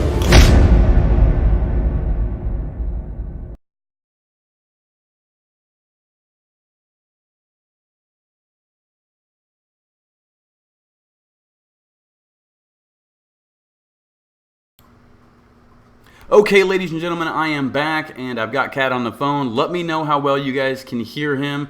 Kat, say what's up. What's up? Can you guys hear him okay? Tell me in the comments. Are you watching this as well on the YouTube? Me? Yeah. Yes, but I was watching for the comments. Is Okay. why. You want me to kill it? No, okay. No, everybody can see. I just wanted to see if you could see the chat too. So Yes, I can. Yeah, so everybody can see you in there. Looks like we are good to go. So, all right, man. So, shit, what's up, dude? Talk a little Delphi. Well, I wanted to give the thanks to Faith and Nancy. Yes. For the donations. It means quite a lot to WKAT, as you all well know. Yes, it definitely does. It means stuff to WKAT. And your quality of news. And your quality of news. Exactly. And hey, we know you guys want a good quality of news. That's what we're handing out. Yeah. So, I like this. I like this OBS thing. I like that we can sit here and do this and talk about this. I've been figuring out, and I've been telling them, like, I've been figuring out how to set it up with two people. And we're going to be able to do that in the near future. Maybe within the next week or two, we'll be able to do that so we can see both of us on the screen. Yeah, that'd be outstanding. Yeah, it really would. It is. It's going to be really good. So, does anybody have any questions about those videos that you've watched? The Tony video, the timestamp. How did we meet each other? Is what 12 Cut is asking. We met in jail. Oh, me and you? Yeah, in jail, Carroll County. Yeah, Carroll County. I said, don't bring no GREENO. God, man, what? Don't bring anybody else in here, man. We're on the floor. Damn. Man, it's lockdown Monday. God, I gotta listen to country music and shit. Yeah, country music. Lockdown Monday. Jeez. I was a little bitter after my honey bun and tang. Yeah. Thanks to Randall. Dennis Randall was the sheriff, everybody. And we had a honey bun and tang. Like, okay, a tiny little honey bun and like a shot glass of tang. Have your breakfast, man. Welcome to it. Step up. Sure. Okay, so Mama's got a question. The one guy in the press conference was a sheriff. Do you know why, in the beginning of this case, why he stepped down and went to work in the prison? I don't know who you're talking about. Do you? No. Yeah, I don't know. No, I don't know who it is, but if they got a name or something where we might know. But I don't know. I thought it was Doug Carter that was doing the speaking there. Yeah. I didn't really see any sheriff or anything. Yeah, I didn't. Well, I mean, aside of Lesenby, who looked quite a bit like a walrus. Yeah. Captain Howdy. Anthony, Michael, why do you guys think the two sketches are so different? You know what? Go ahead and take this, and I'll give my piece. Okay. You know what? Because I think that they honestly don't have a freaking clue on what they were talking about. Because this is my take on that. If you go back and you watch that first press conference when they released the sketch in July 2017, they pointed at the bridge guy and says, "This is a clear image of the face of that man that you see right there in the blue coat. This is the image of the face this is the face to that picture right there." Then 2 years later, they come out with this new sketch and they go, "Forget that old sketch. This is the face of the man that you see on the bridge." And I'm like, okay, how are you going to say that about both of them? You said the same thing about both of them. And then what they also did was changed up the age range on it. And they also said that the second sketch that was released was actually drawn first 3 days after the murders, but not released until 2 years later. So my thing is, it just confuses everybody, because if they had that sketch 3 days after the murders of the younger looking guy, why the hell didn't they just release that and say, this is who we're looking for? Why'd they waste our time with the other one for 2 years and then come out and say, forget it, this is the one? So I just think that they're clueless on things. Like, they don't know what the hell they're talking about. I'm done. Okay, this is me on it. My suspect was arrested, I think it was November 21st of 2018. They reached Carroll County. They sent a mugshot. They gave them the information that they knew on him, that he was dressed like Bridge Guy, he looks like the sketch, and he had never broken the law before. Sent them a mugshot. Now, if I'm Sheriff Lesby, I would have went to the two people that had seen him and said, does this guy look like the guy that you had saw? Correct me if I'm wrong, but that's what I would have done being him. Now, right after that, in an interview, Sheriff Lesby said that right around Christmas time, which would have been 1 month after that, and we know the FBI got his DNA right after his arrest in St. Louis, they sent their DNA off to Quantico to see if it matched. Now, would he have done that if both witnesses had said, no, that's absolutely not the man we seen? Probably not. Now, I'm speculating here that, yes, the FBI said, yeah, it totally matches him. Well, both sides right there knew they couldn't go talk to him. At that time, he was already in prison, already in jail for first-degree murder and 15 other felony counts. They couldn't go talk to him, nor could they file charges on him. So when they came out with the briefing, this is my take, they completely ended the investigation. They gave out a BS sketch of a younger guy saying, oh, we now believe he's 18 to 40 and lived in the Delphi or possibly lived in the Delphi area, worked around here, some crap like that. And again, man, I think that is really out there, man. I do. I think they was given old information, stuff that they knew didn't relate. They already knew who did it, and they had the new direction. That's what they called it. They named it the new direction. Well, quickly notice that this new direction hasn't amounted to anything over the last 6 months, including that sketch. But anybody calling in on that new direction, they could deem that not investigatable, because they ended it. They already knew who done it. That's what I'm saying right there. That's why the new sketch. Okay, and I got both. They ended the investigation for them, because now they ain't got to go investigate these new calls. It's Right. over for them. They know who did it. So do I. And if you're listening to my channel, you probably know as well. Yeah, and a lot of people. Okay, so Philip asked me a question. He says, Greeno, are we supposed to dismiss your email to Tom Bruce's wife? Well, you know what? I reached out and just asked her some simple questions. I asked her about 5 questions, and she only responded to the one. And so, I mean, we also did the same thing with Daniel Nations and his wife. And it came up with conflicting stories. She said they was doing one thing, he said they was doing another. So, and... Go ahead. No, go ahead. I'm just saying it turned out that we never really got to the bottom of that, but it turns out that he's not the dude. You know what I mean? My thing on what she had said, because, I'm just kind of remembering what it was. She says, I can't answer any questions on any of the crimes that, you think he may be involved with, but what I can say is See, and then she says, I remember that time, you know, and I'm like, yeah, I ain't buying that. But the thing is I'm not calling her a liar. I know that she's had a hard time with this because, I mean, my heart's with her. You know, Right. I mean, just on the Catholic supply store homicide. Yeah. But I already know that local Evansdale and the FBI have talked to her. Any Indiana state cop that had talked to her would have probably said, look, if anybody asks you, because they know that there's Facebook and YouTube, if anybody asks you about anything like that, man, if you could just say he was around the house, that'd be great. You'd help us out. And that is exactly where she went. She ended all of it by answering that one question in just that way. Now, one question I would have followed up to her with is, does he say guys down the hill a lot? Because, I mean, that sounds a lot like him. I mean, correct me if I'm wrong there, Mrs. Bruce, but, hey, does this sound anything like your husband? Have you heard this before? Because it is her husband. Yeah, and you know what? I'm telling you right now, it's her husband.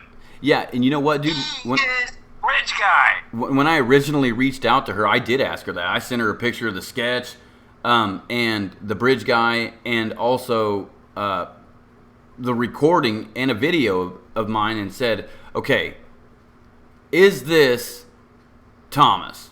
Because when he committed his crime down there, he's wearing the same outfit. You know what I mean? Like, is it him? And I actually showed a video of him where it's like you see the sketch overlay. You know what I mean? Like, I seen the sketch overlay of him and into the face. And it's like, it shows it clear as day that picture on the left that you guys are looking at on the screen looks identical to him. The picture on the right, no. But the picture on the left, yes, identical. But he's bald in the thing. Also, I wanted to say that as well. But did you mute? No, you're good. Okay. On the sketch, now the new one, it does look like him when he's younger. This one here. Yeah, you know what? I did see a picture of that video where you've got it on your thumbnail. With him when he was in the Navy at approximately that age. It did look quite a bit alike, but the one on the left, again, I mean, like when you look at him when he went to court and you look at that, it's like, holy crap. Yeah. Now, on him being bald, because everybody pointed to that. He's bald and got gray hair. I'm like, he's not bald. He shaved his head. Yeah. And two, he's graying. Now, if you look at the photo of him when he graduated from that college in 2014, his hair was mostly brown in 2014. Now it's short and it's gray, but if you look at it when he went to the court where it's starting to grow out, the sides, you could still see color in it. If it grows out, he's still got brownish red hair on the sides. That would fall right under the side of a hat. And you know what? I've got that picture right here. Awesome. There it is. You rock, dude. So there's what he's talking about. Can you see the hair, ladies and gentlemen? Right here? Yeah. It's darker hair. He's gray. Bam. But darker hair. And he's got hair. I think he's balding on the top like he is in these other pictures. But, I mean, right there, you can clearly see it's darker hair. Reddish brown. Reddish in the mustache and the beard. He doesn't have blue eyes. He does not have blue eyes. Yeah, you can clearly tell that. Had never been caught breaking the law. Was dressed like bridge guy. The route to his brother's house goes right by Monon High Bridge Trail. I could go on all day, but I have already. So It's been since 5, man. It's been 3.5 hours. Yeah, I know. And so here is the sketch, the old sketch, and his face combined. Look at that. I showed the one where he was in court, though. Okay, hang on. I want to show them this. Watch this, people. Okay. Check out this video. And then, yeah, I've got the one. If they're watching that one. Yeah, now that's pretty darn close right there. If you can see it going like that. Now, okay, so which one do you want me to show? Is it the one where he's standing in court? Yes. Like one of the first ones? Okay. Where it shows his face. Okay, now I've only got... That's one that I thought. When I looked at the eyes, I'm like, yeah, wow. I mean, he just looks the part right there. Okay, Just so right in the eyes, man. all right, so I've only got it in black and white. Is that okay? Yeah, it don't matter. All right, here it is. This one here.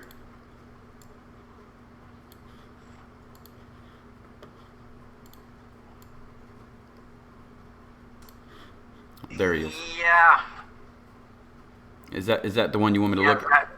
That was the one, yeah, but it's kind of hard to see his eyes. It looks really dark right there. Does it? Let me see if I can pull up one. Kind of looks a little like Mark Twain.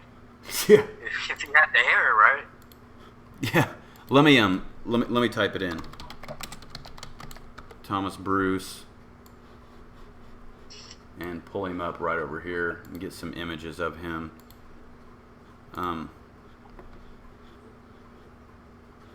So I've got some mug shots. Here's a good picture of him right there.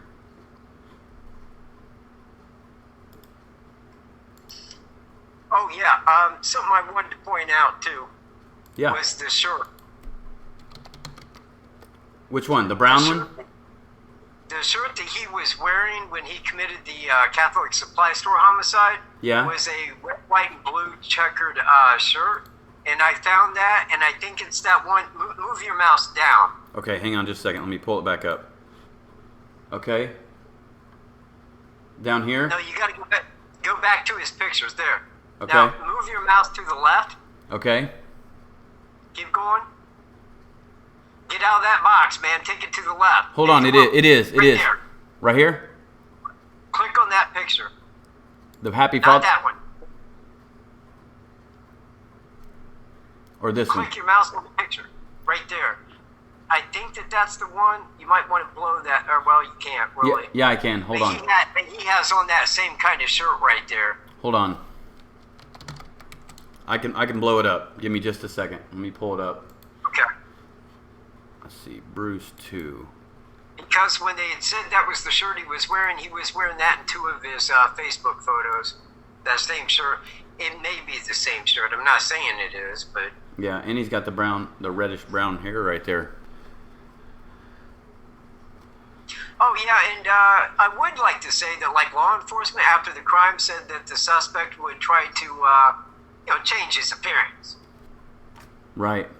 Might shave his head a little bit. He might try getting gray, you know? Getting gray. He might try going gray and stuff. Getting gray. That's funny. Yeah, I try. So, yeah, there he is.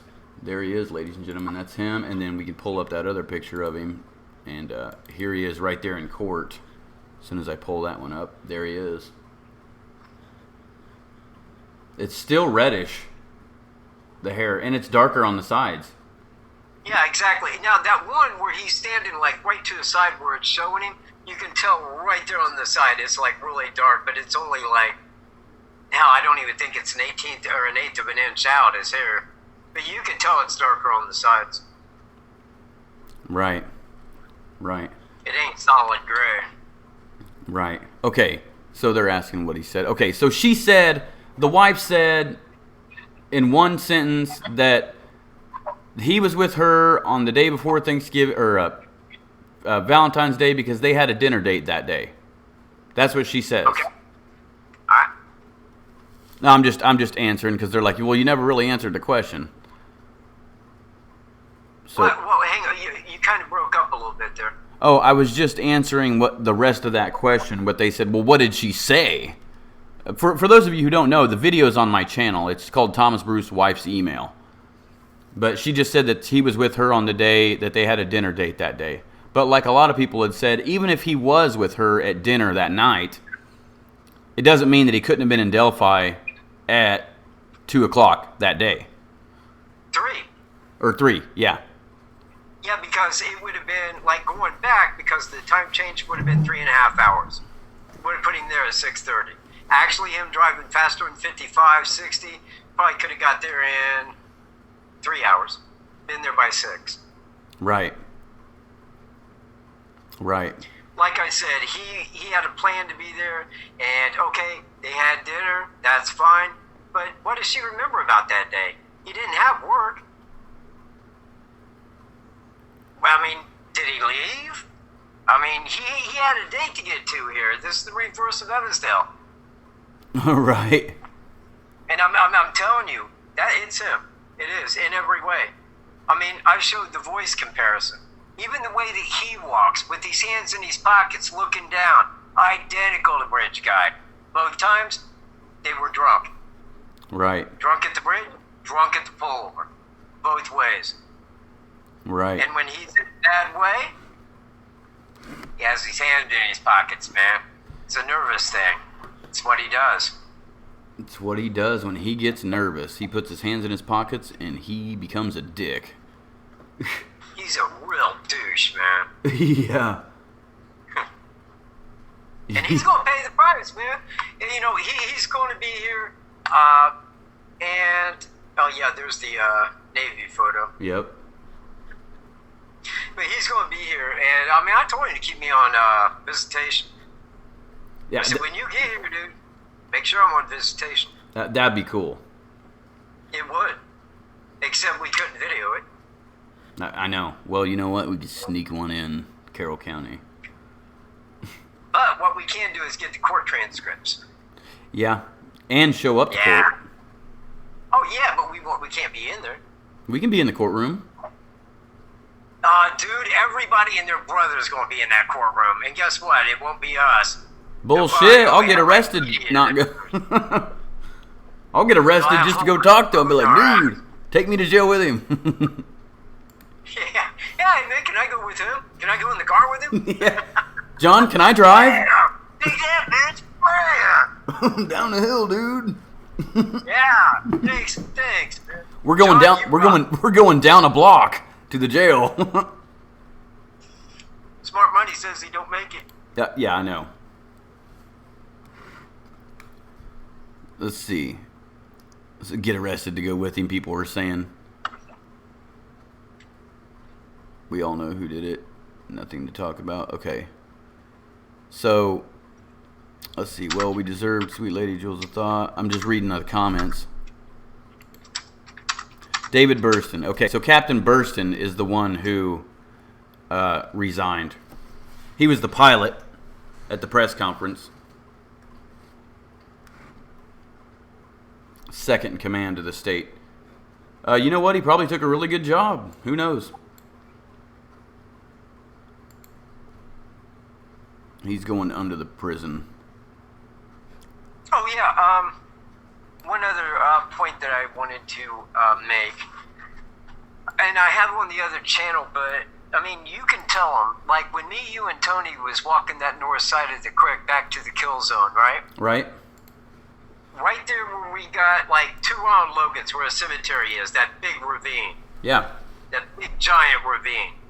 Well, if they were searching, and they was looking for the girls because they might be lost, if they reached that ravine, they would certainly look at that and go, yeah, they want to cross that. You know, they wouldn't have headed that way. You see where I'm at? Yes. And that's what I was trying to tell people. They got there and said, yeah, they want to continue through there. Because that goes right into Ron Logan's horse field right there, which cuts down toward the creek. There toward the end of that. Right. So I think that when they were searching there that night, if they got to there, that's probably as far as they searched, but as weird as it was, right on the other side of that ravine is where they were. Yeah. Yeah, which is ironic. Because they went the other way around, the killer. See where I'm at? Yeah.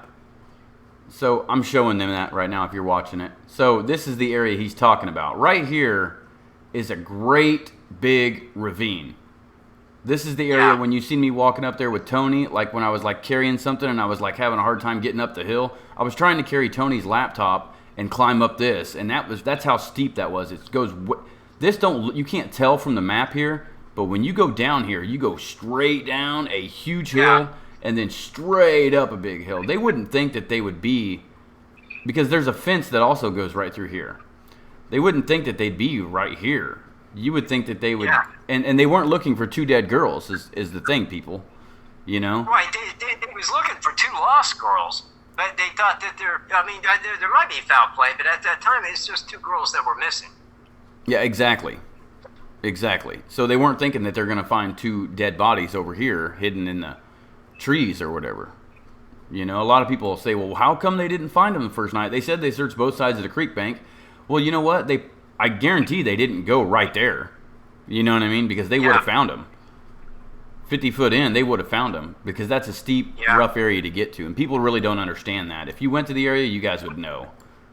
I tell people that. You know, I say if you go there and you walk it, because honestly, man, until we found, like, back down where that pathway was, right down there at the bottom of that bridge, going to the creek, when we found that and took that down there, and then they was just like right there to the other side, we're like, yeah, this is how it happened. You know, he took him down that hill, took him to the right, straight down to the creek, had him cross, there it was, really quick. Yeah, it was like common sense once you did it. You know what I mean? Yeah. Like once you walk down that hill, you understand. Once you walk it, you understand. You get to that point and you're like, gosh, this makes perfect sense. And people are like, well, that's a far walk over there to the creek. It's not. You could throw a rock. You can throw a rock from the end of the bridge and hit the water. If you could make if you could make it over the trees. Oh yeah. You could. No, dude, that's all. Okay, look, I'm going to tell you. Yeah, but you're on a big hill. Rock, I feel like, dude, it landed right there. You didn't even come near that creek. Dude, I trained Peyton Manning. It's not a long walk. Yeah, but I trained Peyton Manning. Oh, I didn't know that. Yeah. Okay, well, I take back what I said. Yeah. Now, I feel the fool. Yeah. Golly, I feel dumb now. So anything else you want to like tell them or anything while I got this map pulled up? You want me to point anything out or do anything?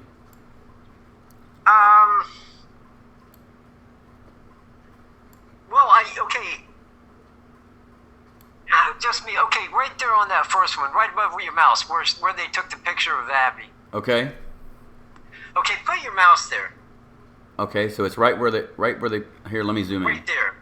Okay. Now that picture was taken at 2:17. No, 2:07. Is it 2:07 or 2:17? 2:07. Because I still have yet to see this. It's 2:07. At 2:07. Do you have that photo that says that? No, but it says 7 hours ago. But on all the statements, it says 2:07. I'll go with 2:07. At 2:07, she took that picture, and the suspect was nowhere behind her. Correct. I mean, that we could see. We know he was right back there, but not right where we could see him. Okay? Right. Now, 40 minutes after that picture was taken, and you got to figure he had to get on there, walk across that bridge, abduct them, take them down, cross that creek, commit the crime, and then head back across the north side. Probably saw Cheyenne, held his ground till she got at a comfortable distance, and then walked on out to the 501 and started heading northward where flannel shirt guy seen him. 40 minutes after that picture was taken. Right. Now that crime didn't take long, man. No. I mean, he wasn't down there for a long time. I calculated him to be with them for about 20 minutes total, almost 20 minutes, from the end of the bridge to when he killed them. Yes. About almost 20 minutes. You know what I mean? Right. So because he had to have that time to get back out. Exactly. And we know what time he was seen leaving, so it's like you can say, okay, it took 3 to 4 minutes for them to get from the end of the bridge to the kill zone area. He did whatever he was going to do and then cut out fast. You know what I mean? Yeah. Like if he covered them with leaves and twigs, that's a rumor. We don't know. We've heard. Yeah, but we don't know. It took more time. Exactly. It would have took more time.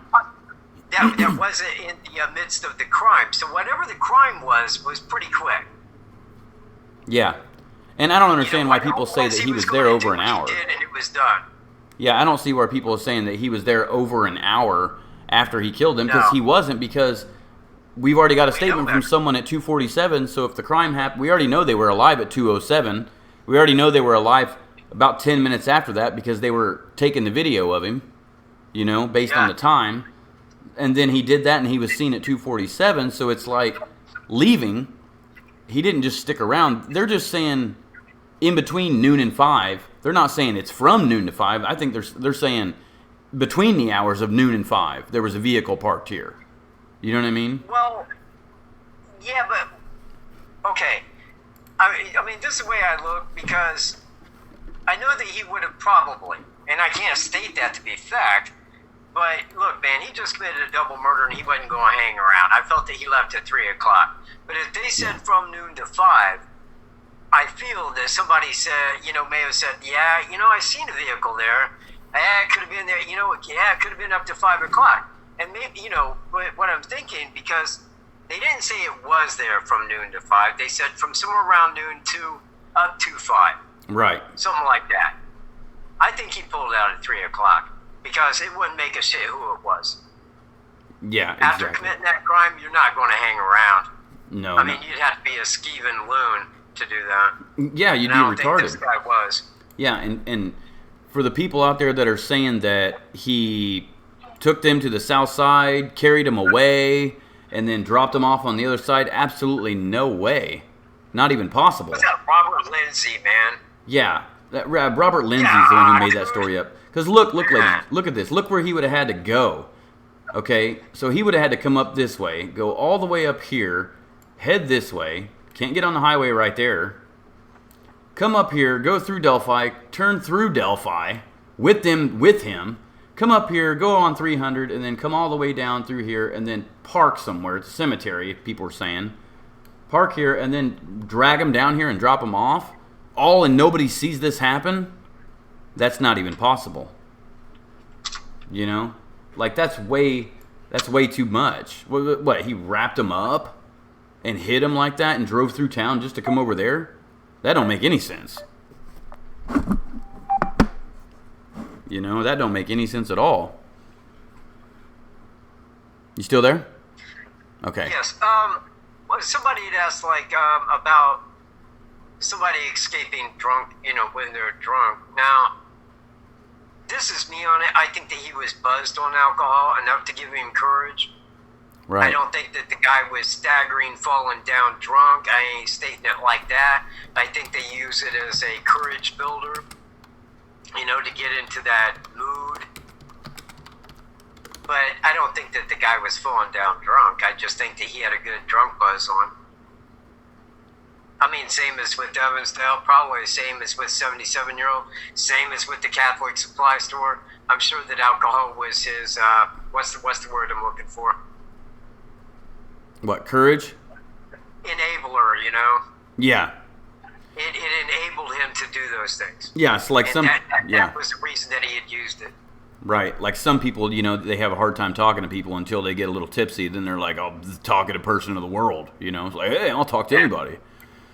About anything. About anything.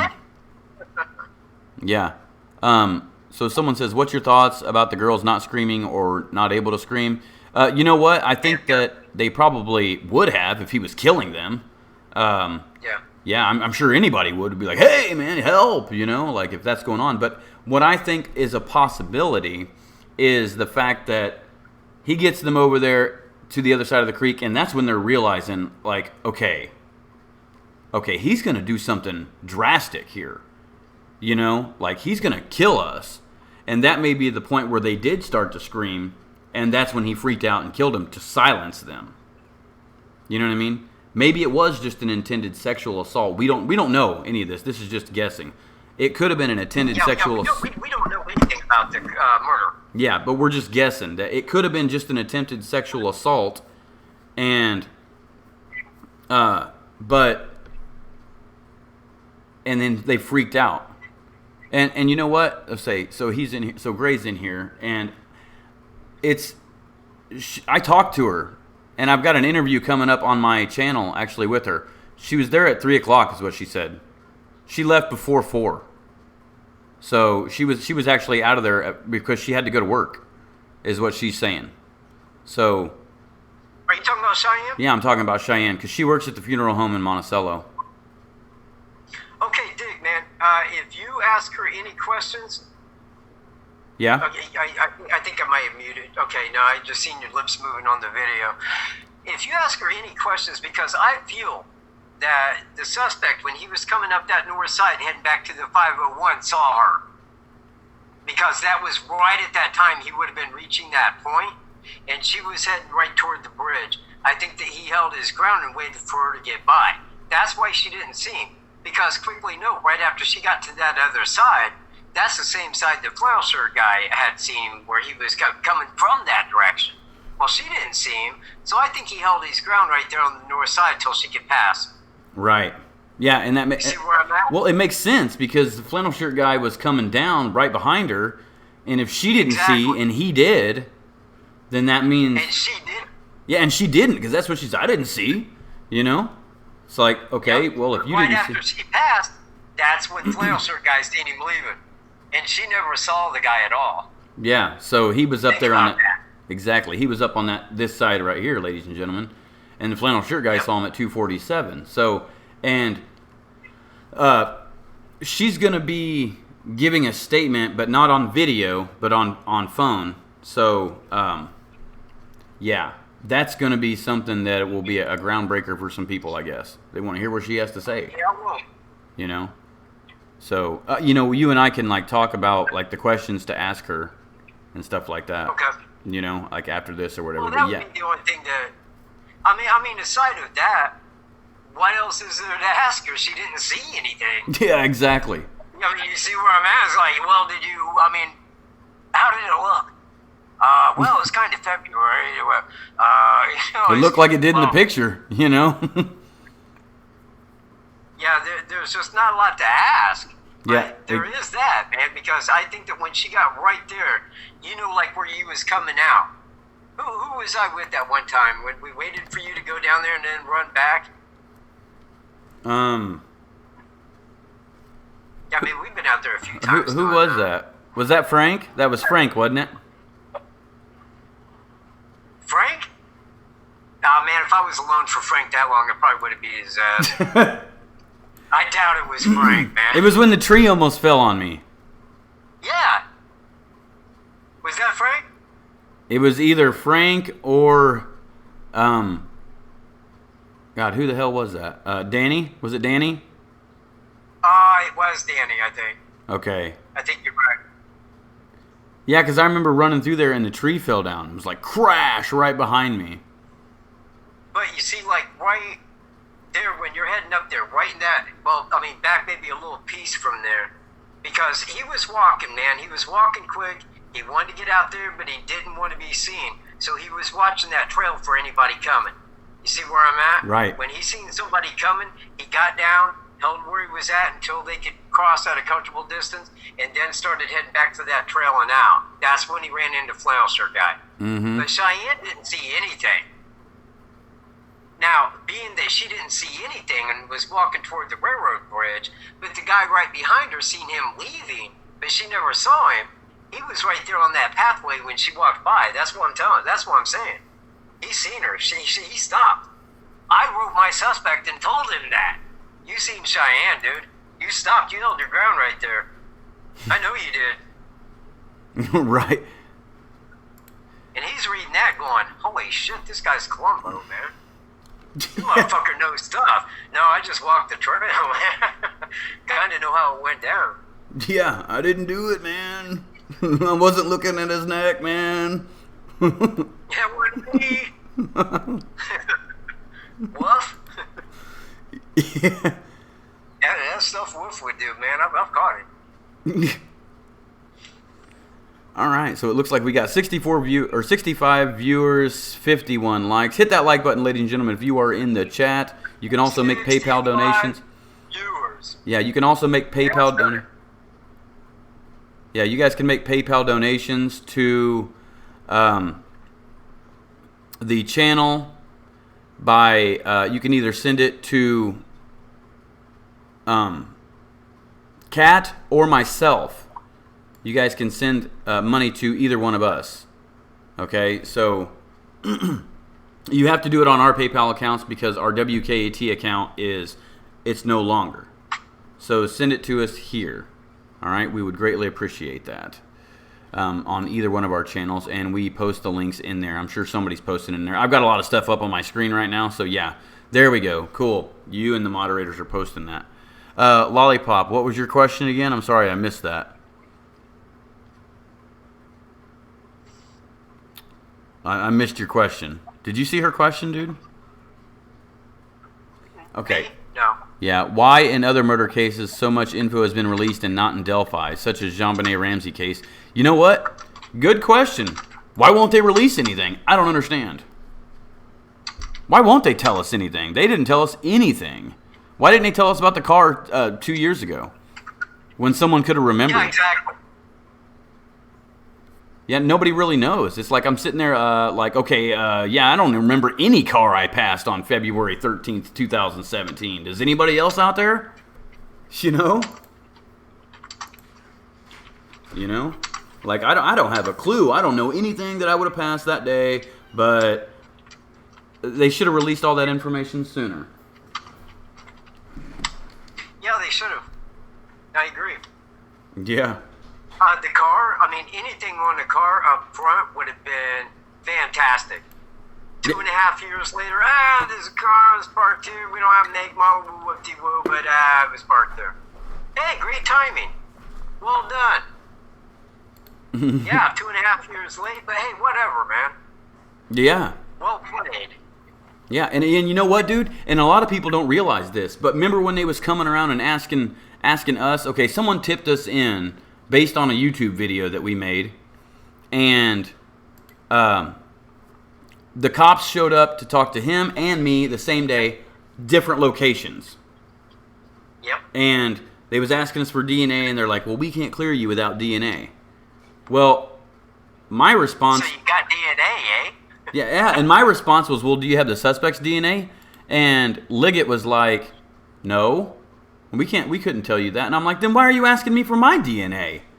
You know? You can't clear me with my DNA unless you got it. Yeah, exactly. And that's what they were saying. We can't clear you unless we get your DNA.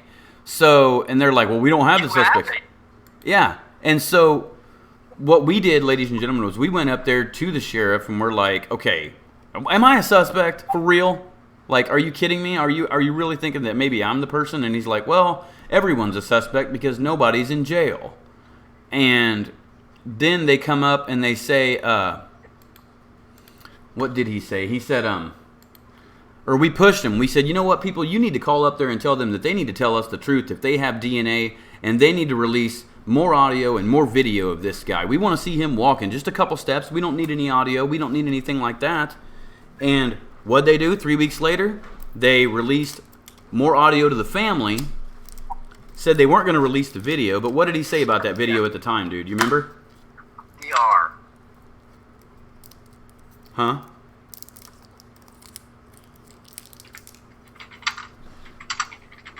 Are you listening?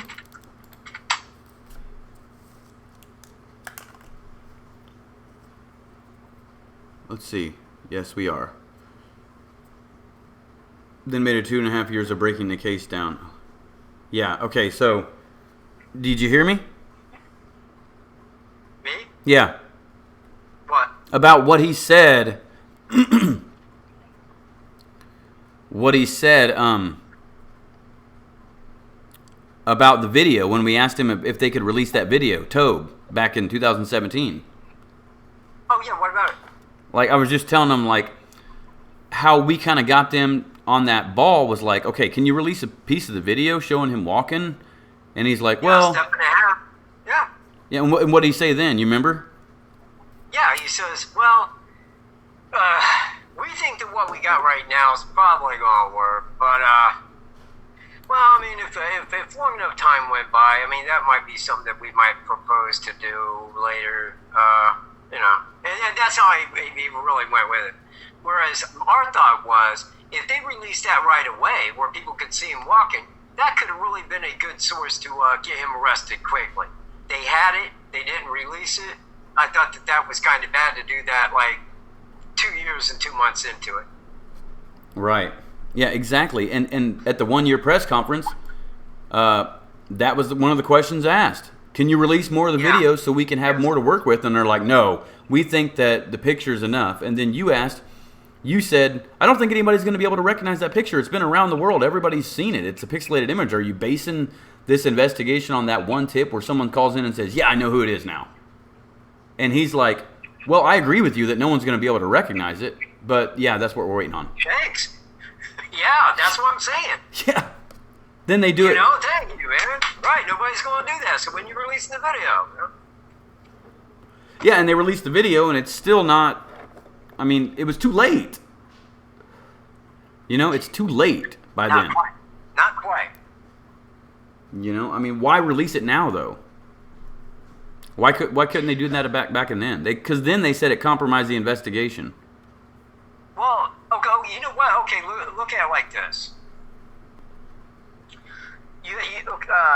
When the girls, like, we really assumed that they crossed that creek. We pretty much know they did. Right. Right? Yeah. Law enforcement never said he made them cross the creek. They never came out and said, yes, he made them cross the creek. But the thing is law enforcement totally knows whether he made them cross the creek. Right. I mean, you have forensics on the clothes. Yeah, they crossed that creek. You see where I'm at? Mm-hmm. They never told that. When I emailed Leslie about the timestamp on the video, okay, those pictures, now what time was that taken? Because then that would have given me a comparison from the time that the photo was taken to when he got there, how far back he was behind him exactly. Right. He wouldn't do that. He wouldn't give me that. Oh, that's part of the investigation. Blah, blah, blah, blah. Woo, woo, woo, woo. Ain't gonna let you know that. Like, wow. You guys ain't talking about crap, are you? Yeah, and they're not, You guys dude. ain't saying a thing, huh? Yeah. They really haven't, man. I know, and that's what's screwed up about it is they're not saying anything, and I don't understand that. It's like, why can't you tell us anything about this case? Like, nothing at all. Like, I don't understand that at all. It don't make any sense. Well, okay, I mean, but there is a little added element here, and that is that the FBI was really in the control of it at the beginning. Right. Would you not agree? Yeah. If the feds are working on something, they normally shut that down so nobody's going to know anything. Because they don't want anybody. It's just like the CIA. I mean, if you see where I'm at. They don't want you to know anything, so they're not going, look, don't say anything. Right. Like with the vehicle, well, they didn't know what kind of vehicle was there. I mean, they didn't know anything about a vehicle being there right at the very beginning. I mean, it took a lot of people to be like, yeah, man, there was a vehicle. Don't know that. God, man, it was a long time ago, but... Exactly. Even a vehicle would have been good to know up front, because it would have took some elements out, knowing he had a vehicle. I wouldn't have been stuck on thinking, okay, there's no doubt that if he didn't have a vehicle, he had to come from Delphi, which stands as true. If he didn't have a vehicle, he would have had to come from Delphi. He wasn't seen on a county road, the highway, walking back into town. There's only one route there and back, period, where you can't be seen. But if he had a vehicle, well, then you could say, well, then he doesn't have to live right here. But they didn't know that. Or, or I don't think that they knew that at that time. I know they do now. Right.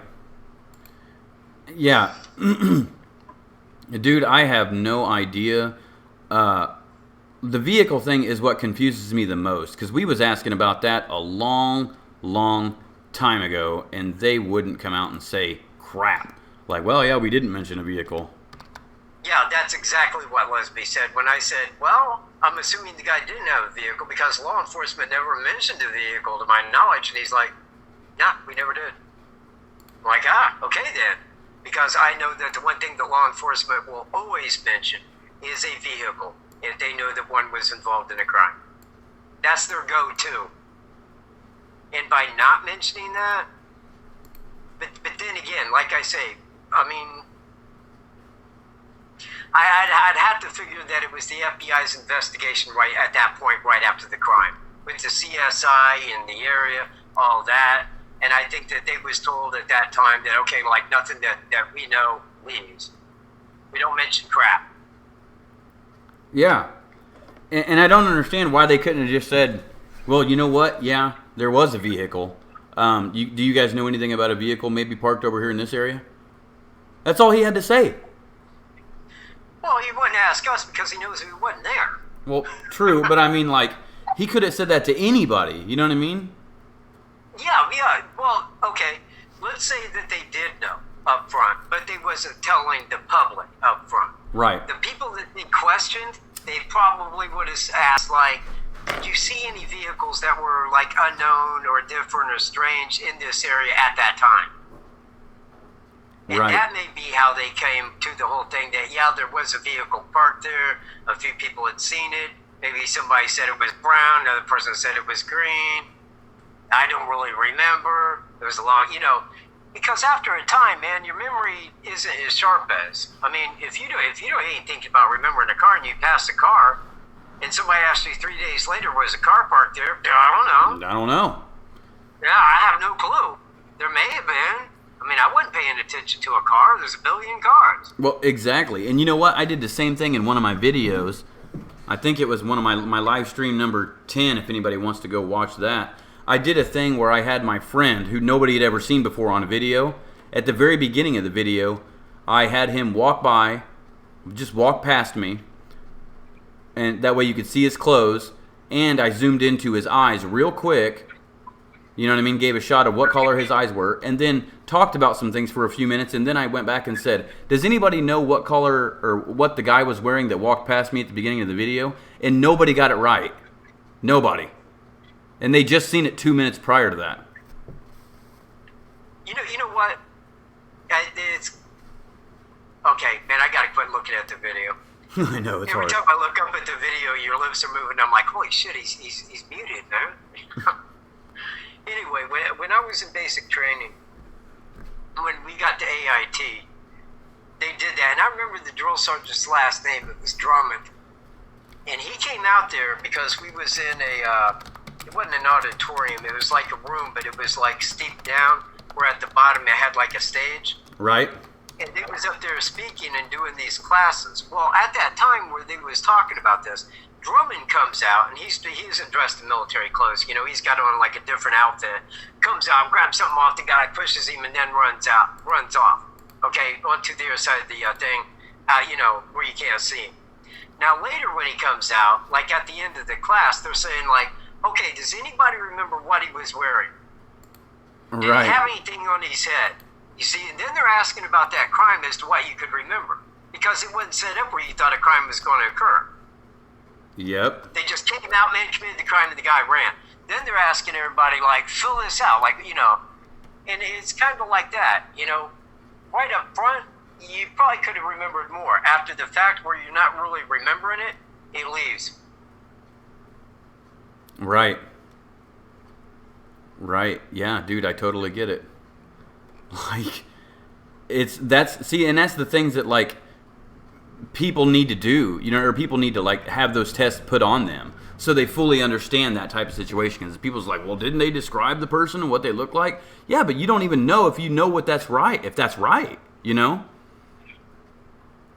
I mean, you just don't know when you pass someone in daily passing and you have no reason to even think about that person ever again in your life, Right. You'll never ever. What are Okay. you going to remember? Yeah, like who were you? You guys pulled up to a traffic light today and looked to the person to your left and nodded at him or whatever. Do you remember what that person was wearing or what they looked like? If they had glasses on, color of their eyes, hair, anything? What about the vehicle? You don't know, probably. Yeah. Those are good points to bring up on people, because. And go ahead. back on the sketch again, because that first sketch was done, and what law enforcement said was over 3 months, the FBI worked with the two people that had seen it to get that sketch correct. Right. Okay? And that sketch looks like my guy. I'm just saying, but it does. The second one, the only thing that stands out between that and the first one is the puffy cheeks. That's it. That's the only thing that's similar, honestly. Right. And why would they have him without a hat when neither person seen him without a hat? Yeah. Yeah. Do you see where I'm at? It's like, why would you do that? They didn't see the top of his head. Are you telling me that guy isn't bald? Oh, we don't know. He had a hat on. Well, in the sketch, he's got full hair. Yeah. I mean, do you see the stupidity? It's like, yeah, I believe it. Yeah, whatever. Yep. Yeah, this be the guy without a hat, if he isn't bald, I guess. Yeah. I don't know. I know, dude. It's so confusing. It doesn't make any sense. Nobody knows any. I mean, that's what I'm saying. The second sketch is a play. I don't even think it was made to look much of anything like the killing. yeah, because I think it was, let's end the investigation, let's give them some old stuff. And when I talked to Kim Riley concerning TV, I said, look, man, I mean, the guy's down there in jail. It's going to be a long time till you can get down there and talk to him. Might that be kind of an issue? He's like, well, if you're looking for one, that would probably be it right there. Because he knew they couldn't go down and talk to him at that time. right. And they're not going to talk to him for another year and a half. And that's going to be their go-to when he comes out as being that guy. Well, we couldn't go down and investigate. We couldn't talk to him. You know, we couldn't go through on the investigation with him at that time. That's why we was handing out the old stuff, because we didn't know. Yeah, he did. Leslie totally knew. Leslie knew before I knew. Yeah. And I wasn't far behind him. I just want to point that shit out. Yeah, exactly.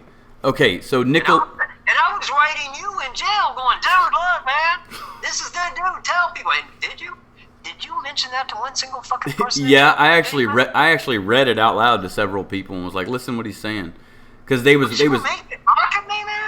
interested in it. They was like, dude, I want to know more. And I'm like, hey man, I got another letter, man. I want to find out more information today, probably.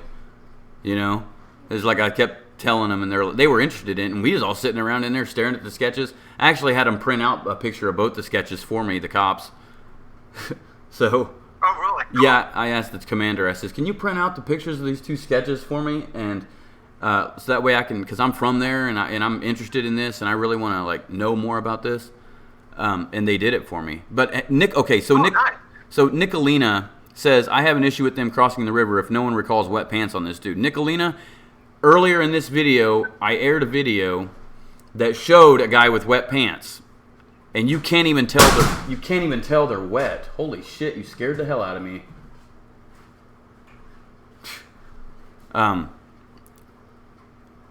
You couldn't even see the guy with wet pants on.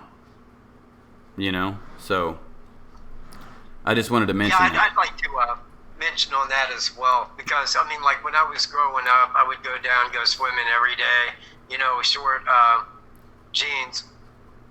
And when you get in the lake, when you get out and you're sitting down for about 10 minutes, they become moist. I mean, you can't even tell that they're wet.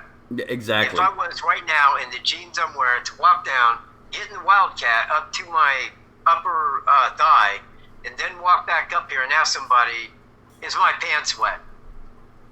And if they didn't touch them, they probably wouldn't know. There wouldn't be a decisive line between where it's dry and wet. You see where I'm at? Mm-hmm. Because the water goes straight down the denim. That's what it's made for. Drips right on out. They're made to be hardy. And they don't just like, if you get in and walk out the other side, hey, your pants are wet. They're soaked. Give it 10 minutes, nah, you ain't going to know.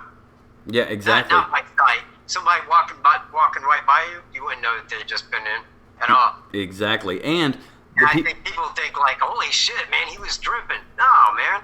Hell, he was in that water like probably 25 minutes before that. Yeah, and then running around through the woods. So, yeah. You know, and then also, people are saying, well, the girls' pants would have been wet. Well, think about it, people. They weren't even found till almost 24 hours later. And it got real cold that night, so their clothes would have been stiff. Because it got cold that night. Real cold. Like, it snows in February. It snowed that week. You know? Like that. Hey, we've had blizzards in February. Yeah, that's usually when the most snow shows up here. It's the coldest time of the year. It's February. Into January. January, February. Yep. Yeah, it's the coldest time. There's snow everywhere here. You know, that's the worst time. And that's the worst in the world for me, is all that cold weather right there. I hate that. Yeah. I don't mind warm, but I am not cool with cold, man. Hey, there's Tony. Yeah, hey, Tony. Tony! We played the trip with you, dude. Yeah, we did. Yeah, we showed you running around through the woods, through all the steep terrain. Tony can tell you guys how steep that terrain is over there near the kill zone. Going to it, steep woods. Not something anybody would just come across, you know, like by chance. Tony was at yoga. I gotta see that, Tony. We need to make a video of you doing yoga. Yoga, Tony. Yoga Tony. So, all right. Well, I mean, anything else you want to go over? Man, I can't believe we've been on here for three hours. Tony, we've been on here for 3 hours, man. Hours, man. Yeah, I've been at it for 4 now. Yeah, I know. Hey, you've been moderating, so you've been at it for 4 too. Yep. Anything else you want to touch on? And Alaska. Alaska's been 4 too. Don't think I'm forgetting you, Alaska Blue. Yeah, all of our moderators. Yep, they've been on it. Okay, so Nunna617. Why did they call up the search? If you go watch my Charles Eldridge video, there's an interview in there with the sheriff. He explains why he called the search off. He explains it. Or not, no. And? And basically he called the search off because they didn't suspect any kind of foul play at that time. They just said that they can't tell everybody to go home, but as an official calling off the search, they called it off, but people were still out there searching. So, I don't think that him, ending the search it is looking back at it. We look back at it now knowing that it was a double murder, and it kind of seems a little odd to do that looking back. But at that time, they went in, they fully searched the trails, both sides. Even went onto a little bit of private property looking, because that's where they were supposed to be, was the trails. Them not being there with no signs of foul play, why would you need to be there all night searching? I mean, this is 2 girls that are missing. And the first thing that would have came to my mind is, at that age, even though the parents don't think that they would have ran away, they could be somewhere else. Or they could have been abducted. But they don't appear to be here. So I backed him on that. I really did. Okay, he didn't know. If he did, they wouldn't have called it off. But, I mean, people really make it sound like Leslie did that, knowing it was murder. Nobody knew. Uh-oh. Sorry, you timed out for just a second for some reason. Oh, I do that a lot. Yeah, but it's all right. Yeah, so people was in here trolling the comments. Gone, Callister, you're gone. Peace, guys. Yep, peace out. So, why start searching it off? They didn't think they were in danger, Miss Mala says. Well, that's because they were missing. That's why search. Yeah. They were missing children. Of course you're going to search. If your kids were missing, wouldn't you want the law enforcement and people to search? Hey, man, my daughter is missing. I need help. I need help. We need to find them. They're gone. So. Yeah, and I think that was, when the parents were called, after Derek was there and the grandparents got there and they was looking for him and the police was called. Well, it's 2 missing girls that were there, and they were supposed to meet back there at 3 o'clock. Well, that doesn't make it murder. I mean, that makes it 2 girls that left from where they were supposed to be. But you want to search because you don't know what may have happened. They could have got lost. They could have fallen in the creek. Anything could have happened. Right. You see where I'm at? Yep. Yeah, and they were searching that everywhere. Everywhere they thought, they were definitely searching. So, and they did stop phone contact because their phone went dead because they weren't using it. And phones don't stay on forever. And we don't know how long the video recording was. Yeah, exactly. She had that on video record, so it wasn't going to stay on very long. Yeah, exactly. I keep spilling this. And I kind of have my thoughts that, depending upon where she had the phone, it could have got wet. But we don't know. If she stuck it in her pants, how high the river was at that time. Yeah. Was it high enough to hit it? Short it? We don't know. If not, then they probably got the audio of the murder itself. Yeah.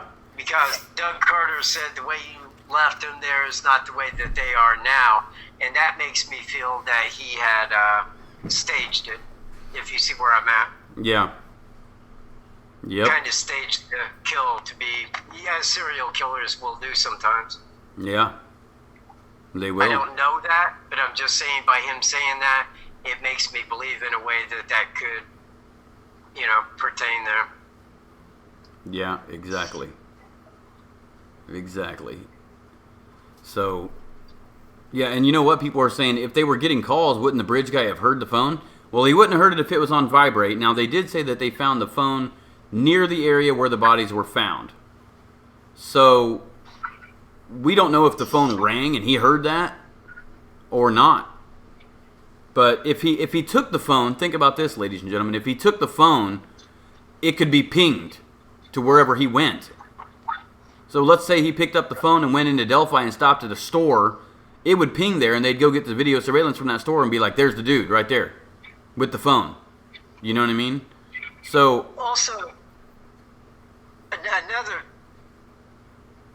Okay, man, that was going around like it was buffering. But another thing is that flannel shirt guy seen him leaving at 2:47. Right. Right? Well, Derek was there at 3 o'clock to pick him up, and he had called him right before he had arrived. Well, that seems like that would have been after the time that the killer was with him. That he was already on his way out by the time that he would have called the first time. Right. See where I'm at? Yep. Because he told flannel shirt guy that he had called them right before he got there, and then was calling them after, but they're not answering the phone. Well, that was at like 3:15. But, you know, before 2:40, the deed was done. Well before 2:40. Yeah. Yep. Yeah, it was. So, them calling the phone, it was after the fact. It wasn't during that time that they were sitting there dialing them. Yeah. Yeah, you're right. You're right. Because he was calling him around 3 o'clock. Yeah, so he was already right gone. Before 3. And that would have been about the time that flannel shirt guy seen him leaving, maybe just shortly after that. Right. Wow. Yeah, V. Clark wants to ask a question. Go ahead, guys. And we're probably going to wrap it up here soon. So go ahead. Yeah, go ahead, V. Go ahead, ask the question. 12 Cut, I didn't see your... Okay, 12 Cut says, how's he saying 2:47 on the dot and on our normal time, like around 3? Well, he's estimating that that's the time because he walked down to the bridge and then back and met up with Derek at 3:15. So if you know who the guy is, he walks kind of slow. He lingers. Yeah, we timed that. Yeah, we saw him walking. We timed that from there down and back, and we knew that the approximate time that he was getting back to the 501, where he was walking down to the bridge. Cheyenne didn't see him, but we know the time that he got there after Cheyenne. So we kind of took his walking time down that way when he had seen him leaving, and that took about right to 2:47 when he seen him leaving. Right. Yep. We didn't just guesstimate that entirely. That was done by a little scientific procedure on the timestamp. Thank you. Yep. And V. Clark says, was a forensic team called to the scene? Yes. Yeah.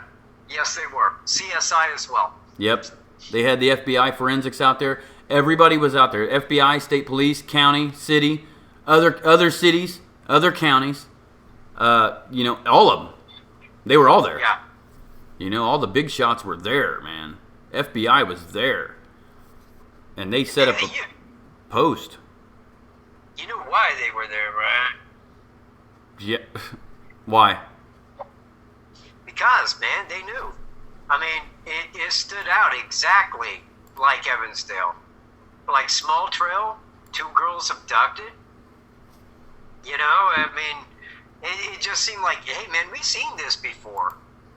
We've seen this before, man. Well, let's go see if there's, if there's foul play at hand. And when there was, they're like, yeah.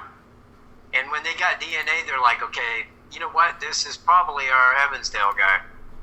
Just because the way it related, right off of a highway, Small Trail, 2 girls abducted. And the FBI was there. Now, they can say whatever, and people like to stand, well, I heard that the FBI was there.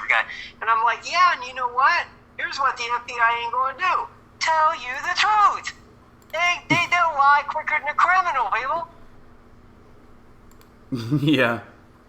That's the FBI FBI. They're trying to solve a crime. They don't want you to know crap. Oh, well, we was there because we was just visiting and thought we'd stop by. That's all. That's all it amounted to. My ass. The lying bastards. Federal fuckers.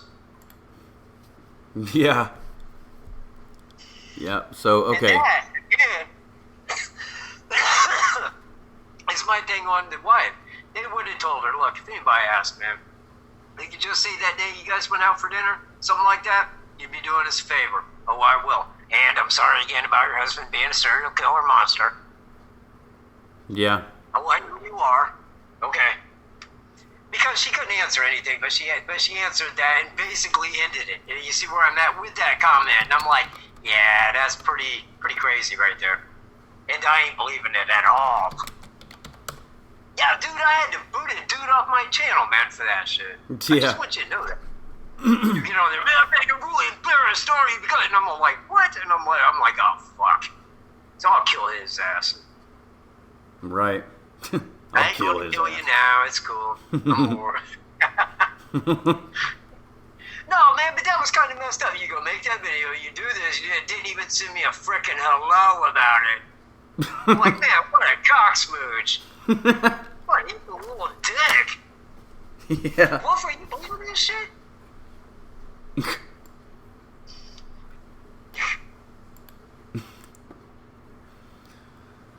So, all right. Well, I think I'm probably about ready to wrap it up here. Alright. Well, there's 72 people here, and I appreciate each and every one of you.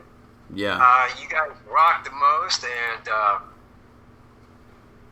thanks for being here. Yeah, definitely, ladies and gentlemen. Thank you again. If you are not subscribed to this channel, make sure that you guys hit the subscribe button. This is where we'll be doing videos together on WKAT. Also, if you're not subscribed to Michael KATT, go to his channel, subscribe. Anthony GREENO or True Crime Investigates, subscribe to me. You can make PayPal donations up there at the top right-hand corner to either one of our PayPals or both, or whatever. If you want us to share the money, then just put it in the note section and say, hey, split this or whatever, because we don't have a WKAT Media PayPal right now. So follow us on Facebook, WKAT Media Chat group on Facebook. Ask to join it. If you're not a troll, we'll accept it. You can get in there and join it. I post our videos in there. So, all right, man. I think that I'm ready to go ahead and cut out of here. Okay, I will be making a video as soon as my information arrives. Okay. I mean, if it gets here tomorrow, I'll make a video tomorrow. So just keep a lookout for any video because I'll make it as soon as it gets here. And until I make a later video, peace, everyone. All right. On that note, everybody, I'm Anthony GREENO here for WKAT. Keep it Southern style, y'all.